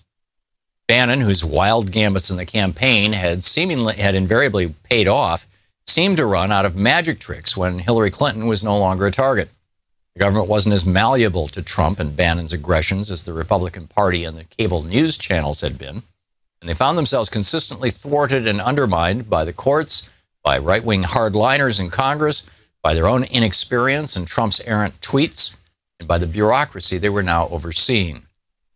The crises these failures precipitated in the White House cost Bannon much of his influence and soon threatened Trump's presidency. While still early in his term, the possibilities that Trump's most ardent supporters once imagined for his presidency already seem to be mostly foreclosed. I think there are 3 main reasons why Trump's administration has so quickly fallen into disorder and confusion. Number 1, Trump thought being president was about asserting dominance. Just after he'd locked up the GOP nominations, Trump said something to me that crystallized his view of politics and explains, to my mind, much of his subsequent difficulties. Quote, I deal with people that are very extraordinarily talented people, he told me. I deal with Steve Wynn. I deal with Carl Icahn. I deal with killers that blow these politicians away. It's not even the same category. This, he meant politics. This is a category that's like 19 levels lower. You understand what I'm saying? Brilliant killers. Trump was equating politics with business and the presidency with the job of being a big shot CEO, a killer. He filled the upper ranks of his administration with people of a similar mindset. Gary Cohn, Wilbur Ross, Steve Bannon, aggressive, domineering men accustomed to getting their way by dint of their position. None had government experience, nor did many others in the West Wing. So none anticipated the problems this approach to governing would cause. Trump's self-conception as the all-powerful apprentice boss blinded him to a fundamental truth of the modern presidency, that the president needs Congress more than the Congress needs the president. Trump's domineering instinct served him poorly, since most members of Congress are secure in their jobs and accountable mainly to their own constituents. And it backfired disastrously when Trump fired Comey after he refused to submit to a pledge of loyalty to his boss. Number 2, Trump ran against the Republican Party, Wall Street, and Paul Ryan, but then took up their agenda. Populists often struggle to govern, but Trump scarcely attempted to lead the populist revolution that he promised. In May, he told me he would transform the Republican Party into a workers' party. But while he kept voicing populist shibboleths, the legislative agenda he took up was the standard conservative fare pushed by Paul Ryan. During the GOP primary, Trump has shrewdly sensed its weak point, Ryan's desire to finance tax cuts for the rich by cutting programs like Social Security and Medicaid, harmed the party's white blue-collar base. Trump told me he'd made this point to Ryan directly. He said, quote, "There's no way a Republican is going to beat a Democrat when the Republican is saying we're going to cut your Social Security, and the Democrat is saying we're going to keep it and give you more." The book is Devil's Bargain by Joshua Green, Steve Bannon, Donald Trump, and the Storm for President.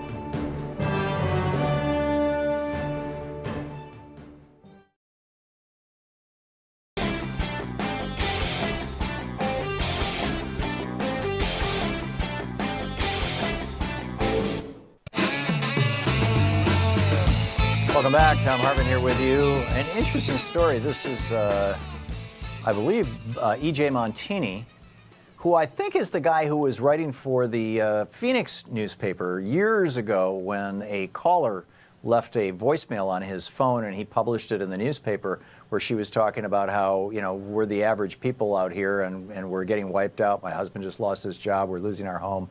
Nobody seems to care, etc. It was brilliant. But anyhow, he's got a piece in USA Today right now. The headline, John McCain mocks Donald Trump's deferment bone spurs without naming him. And he goes on to say, Senator John McCain doesn't even have to speak Donald Trump's name to excoriate him. And then he says, criticize is too lame a word. He excoriated him. He doesn't exactly call the president a draft dodger, but in a way he does.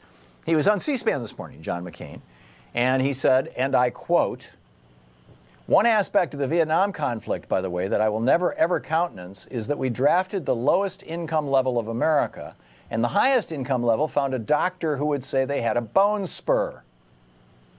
That is wrong.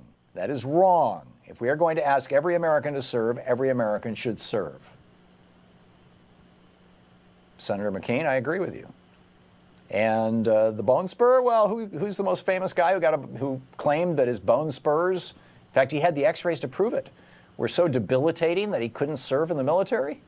He's so crippled that he couldn't make it through basic training. He couldn't go to Vietnam. That guy who plays golf, you know, yeah, guy who plays golf all the time, Donald J. Trump. Yep. So John McCain calling out Trump. Talk about poetic justice. It's Dan in Arlington Heights, Illinois. Hey, Dan, what's on your mind today?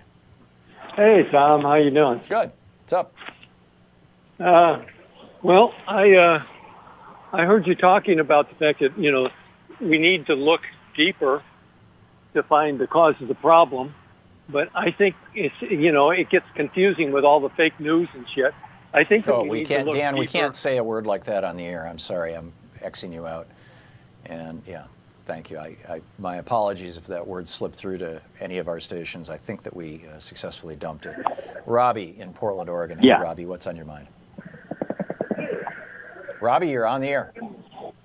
Yeah, hi. I just want to make a quick comment about something that you mentioned with a person about Israeli ISIS. I just want to say, first off, you kind of dismissed it in saying that America didn't create ISIS, but, I mean, they did actually, in fact, you know, indirectly created. Right, by creating Al-Qaeda. You're right. You're right, Robbie. I was coming up against a break and I was trying to condense my thoughts. I'm actually going to take it a step further now with, are you aware of Richard Gatov? No. He was a journalist and he was able to witness the Munich attack and the attack in Nice, France. Okay. His wife is an Israeli operative. She works in Unit 8200, which is the Israeli intelligence service. And considering that there's also Israeli spies in ISIS, I don't see how it's far-fetched to assume that ISIS is, in fact, you know, funded and armed by American and Israeli, you know, funding. Well, I think a certain part of ISIS is funded by American funding via wealthy Saudis, but and other people in the region. I mean, there is a bunch of Sunnis who see ISIS as the way to destroy Shia Islam. ISIS doesn't attack Israel, which is pretty much should be their main, you know, target in that region. And also, yeah, but Robbie, have you ever been in that region? ISIS apologized to Israel. ISIS apologized? Yeah, this is a true story. It was reported in the AP. But basically, ISIS made an apology after they attacked some Israeli forces. Huh. Okay, And I can't, you know, I here's can't where it vouch gets for weird. anything you're saying, Robbie, but I don't want to pin this on Israel. I'm no fan of Benjamin Netanyahu, and I'm frankly no fan of Israel's policies with regard to Gaza and the West Bank. But to say that, you know, a democracy, an ally of ours, in some way is supporting ISIS, I think is beyond the pale. I can't go there. I do agree with you, though, that we created Al-Qaeda through, you know, as our part of our thing to take down the Soviet Union. This was Reagan's work, and then Al-Qaeda, you know, morphed into or metastasized into ISIS, and ISIS is giving us fits, and this was our creation. I would add that Al-Qaeda was at the most 5,000 people on 9/11. And George Bush's response to it, he had two choices. He could have labeled these people, bin Laden and his merry band, he could have labeled them criminals, and the world could have engaged in a criminal manhunt and brought these people to justice, in which case that would have been the end of it. They would have, you know, everybody would have agreed they were criminals. Or he could have labeled them supervillains, which is what he did. He created a Lex Luthor so that he could become Superman. And he didn't even want to kill bin Laden. You know, he needed that bad guy out there to justify the continual military spending and the continual war and all this kind of stuff. So as Osama bin Laden himself said, and right around 2000, I think it was 2004, it was just before the election, that Al-Qaeda could, you know, hang a flag 1,000 miles away from the United States, but an Al-Qaeda flag, and George Bush would spend, you know, trillions of dollars and lots of American blood to go after it, and, you know, basically asserting his power. I'm with you on that. Charles in Opelika, Florida. Hey, Charles, what's up? Hey, how you doing, Tom? Good. What's on your mind? I was just listening to General Kelly, and just this whole thing about the speech and how he was taken aback and all with Frederica Wilson. I think the main thing that I could take from that was that he heard the name Obama, and just like every other Republican, it just blew his mind. And from then, he didn't know where he was. Yeah, that's the only thing I could take from it. And I'm not going to give him the benefit of the doubt, but no matter what, when they hear the name Obama, you know, they can't think straight. Yeah.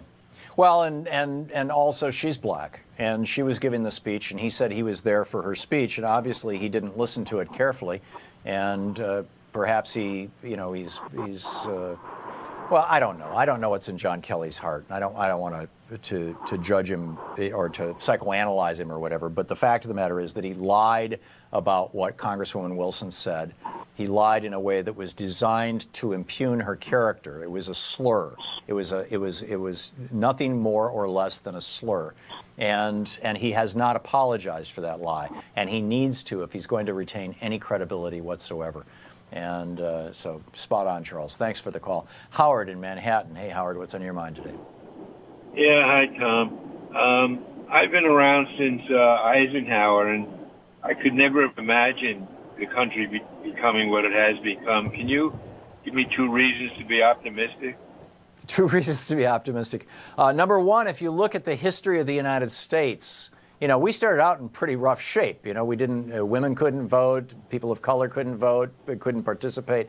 We had a very unequal society. We had, you know, and we have come through a lot of crises. We made it through the Civil War. We made it through the Great Depression. We made it through World Wars I and II. You know, we've made it through the horrors of Vietnam and the crimes of Richard Nixon. We are a very resilient nation and society, and a fundamentally decent one.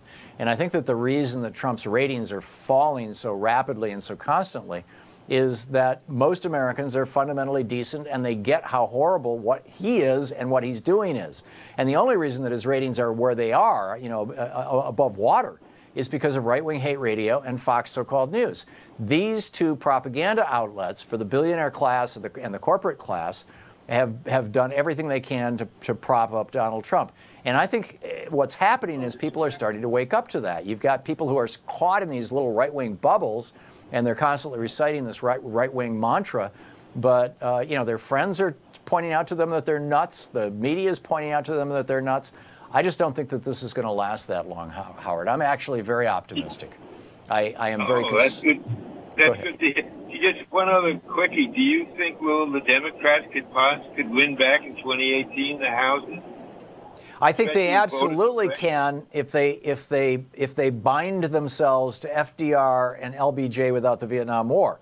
If the Democratic Party, from top to bottom, goes back to its populist roots, if it goes back to its people-first roots, if it goes back to the idea that, it is the party of the working person as opposed to the party of the banks or the lobbyists or the, fill in the blank. If it was to repudiate the Democratic Leadership Council and Harold Ford Jr. and Al Fromm and all the stuff that came along with it, and say, we're really no longer the Republican light party. I mean, from 92 until fairly recently, the Democratic Party had basically become Eisenhower's Republican Party, a rational, reasonable, centrist party. But these are not rational, reasonable, centrist times.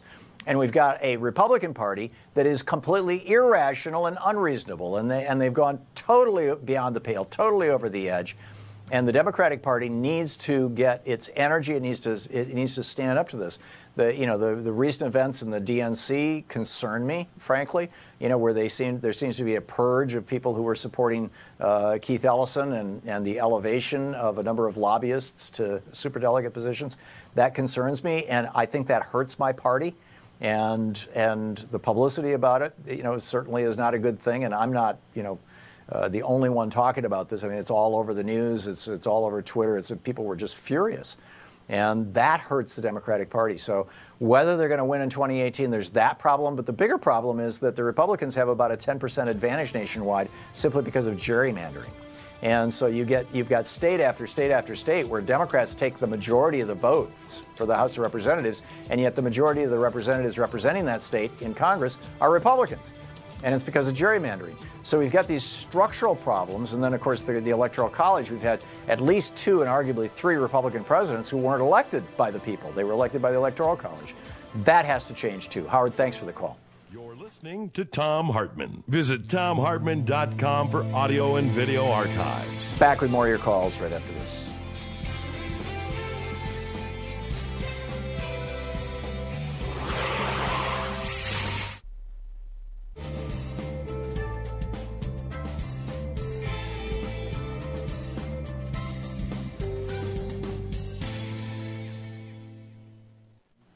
And welcome back. Roger, watching Free Speech TV in El Paso, Texas. Hey, Roger, what's on your mind today?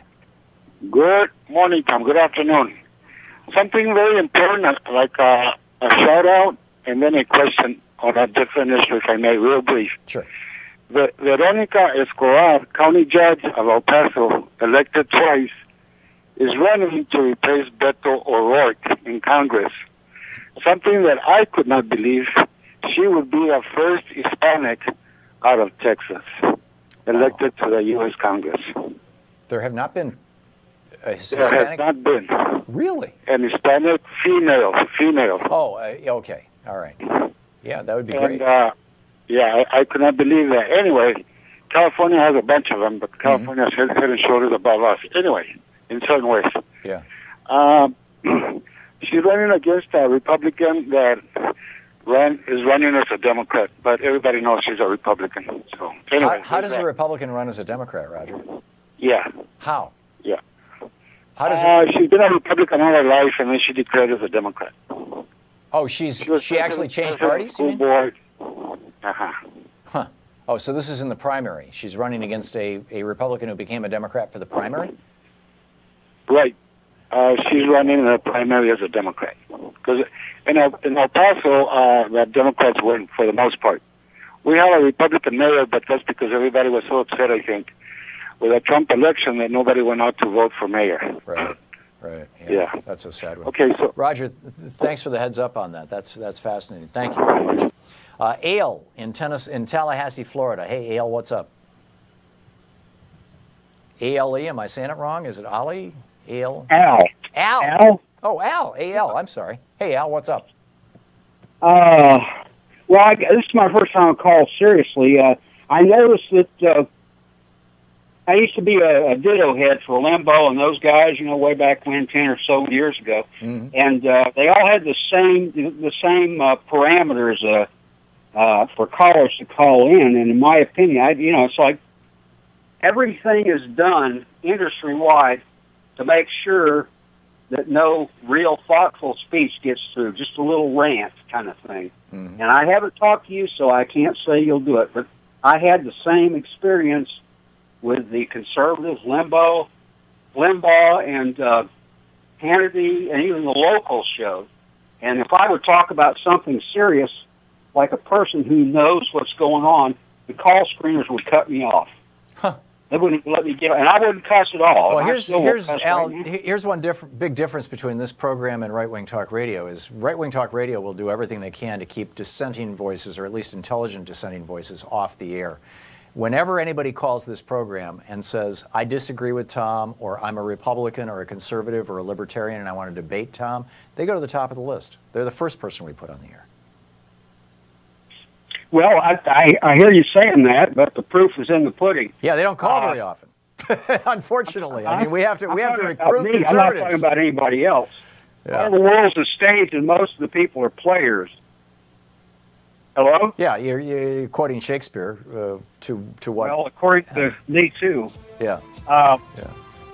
The Rush Limbaugh. I'm a white male, but Rush Limbaugh is a different race from me, and we call the white race one race. Rush Limbaugh is a different race of people from me. Well, I'd say a different, maybe even a different species. I don't know. Al, thanks for the call. Thanks for watching us on Free Speech TV. I appreciate it. We'll be right back.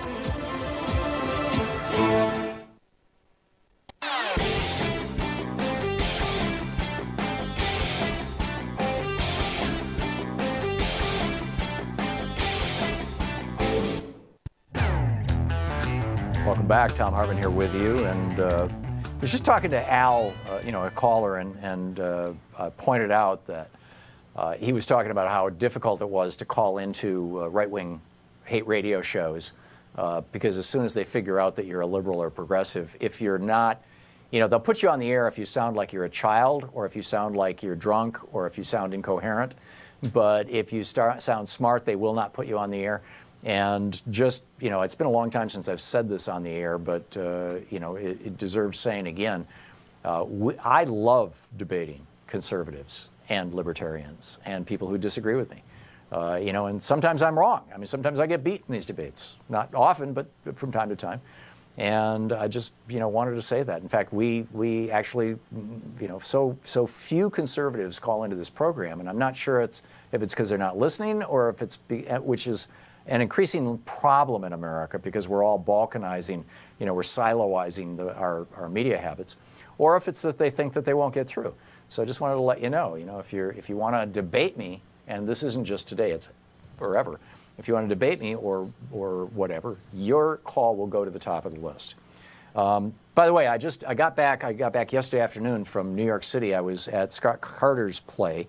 Scott is a brilliant playwright, and he wrote this play called The Gospel According to Thomas Jefferson, Charles Dickens, and Count Leo Tolstoy, Discord. It was absolutely brilliant, and after the play, Scott and I were on stage talking about the issues of the play. I had a wonderful time. Thanks to Scott for that. And let me encourage you to see this play. It's absolutely brilliant. If you're interested in the biographies and lives of Jefferson, Tolstoy, and Dickens, or if you're interested in the religious perspective or the political, it was just fascinating. And a special shout out and thank you to the people who watched or listened to this program who showed up. There were a number of you there, and it was great meeting you, and thank you so much. John in Chicago. Hey, John, what's on your mind today? Oh, hey, Tom. Thanks for getting me in today. I just had a comment about, I think at some point we have to have a national healthcare system. When you look at the possibility of a pandemic, like back a few years ago about the avian flu scare that happened. Right, and then SARS just before that. Yeah. Well, we'd have to have a societal reaction to go and take care of a lot of people, and we can't really say, hey, give me your Blue Cross Blue Shield card in order to process your radiation in your lungs. I mean, so I think it's a matter of national security. Why don't we make that case and say this is a matter of, we can't have a third of the population carrying around a plague virus or something like that. And I think that's the case to be made. Oh, it not only can be made, it has been made. It's been made over and over again, and it's a very strong case. And it is a national security issue. And I was making that case on this program back in 2003 and 2004 when George W. Bush was invading Iraq, and saying that the reason he was invading Iraq was because Saddam Hussein was developing biological weapons. And I was saying on this program, and I've been saying it for years, and I'll continue to say it, if we've got an opponent, and now they're talking about Kim Jong-un may have biological weapons. Well, if we've got an opponent who can set off, you know, a biological bomb, as it were, in an American city, and it wouldn't even require an explosion. It could just be, you know, something being wafted through the air or a sick person walking through the city. And it need not even be malicious. I mean, it could just be, you know, somebody shows up here with multi-drug resistant tuberculosis, which, by the way, is happening. The two of the MDR TB hotspots in the world are New York and Los Angeles. And this is a disease now that is killing people and for which there is virtually no cure. So yes, it is not just a national health issue, it is a national security issue. And you know, if a country wanted to take us down with an illness and we don't all have access to health care, we've got a crisis. We have become, as a result of libertarian and Republican policies, we have become the village idiots. You know, worldwide, we are unprotected in so many regards, and this is one of the big ones. You really put your thumb on a huge one, John. Thank you for that. Very well said. Rudy in Atlanta, Georgia. Hey, Rudy, what's up? Professor Hey, Rudy. Hartmann, thank you so much for taking my call. You're giving me a snowball, and I'm gonna tell you why. There is hope. I don't know if you heard of this story out of Colorado. This young Cub Scout, young guy, 11 years old, took a senator to task on the gun control. I read that. They kicked him out of his den. Yes, but this is what I'm saying. I called you. I call you a lot, and I say white America's in a crossroad. But this is what it's going to take. It's going to take young people, millennials, being engaged. That's going to turn this country around. This is what it's going to take. People that's getting plugged into politics, like you always say. You know, democracy is not is how do you say it? Not a spectator sport. Yeah. Yes, and this is what it's going to take. I just recently spoke to a young lady, young sales lady out of Oklahoma, and we was talking about something, and she just injected politics into it, and she was talking like she was progressive, and I didn't say anything. I just listened. Mm-hmm. Tom, there is hope. Oh, there's a lot of hope. There's a lot of hope, and I just hope and pray that, you know, my generation, I'm a middle-aged black guy, my mother's generation, whenever the opportunity comes, whenever someone says something that's, you know, that's counterproductive to what's right, try to correct these things. Yeah. This is how we start to one by one, block by block, change our society, because these things that are happening, they're not right, but we allowed them to happen.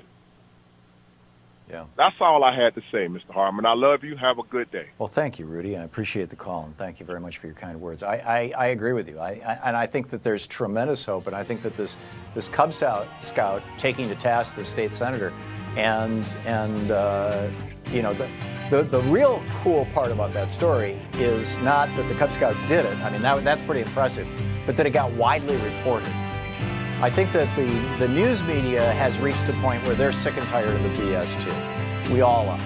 And we'd like to have a country that works, a country that functions for all its people and for the life on Earth. Anyhow, don't forget, democracy is not a spectator sport. It requires you. Get out there, get active, tag. You're it. You've been listening to Thom Hartmann. For audio and video archives, visit thomhartmann.com.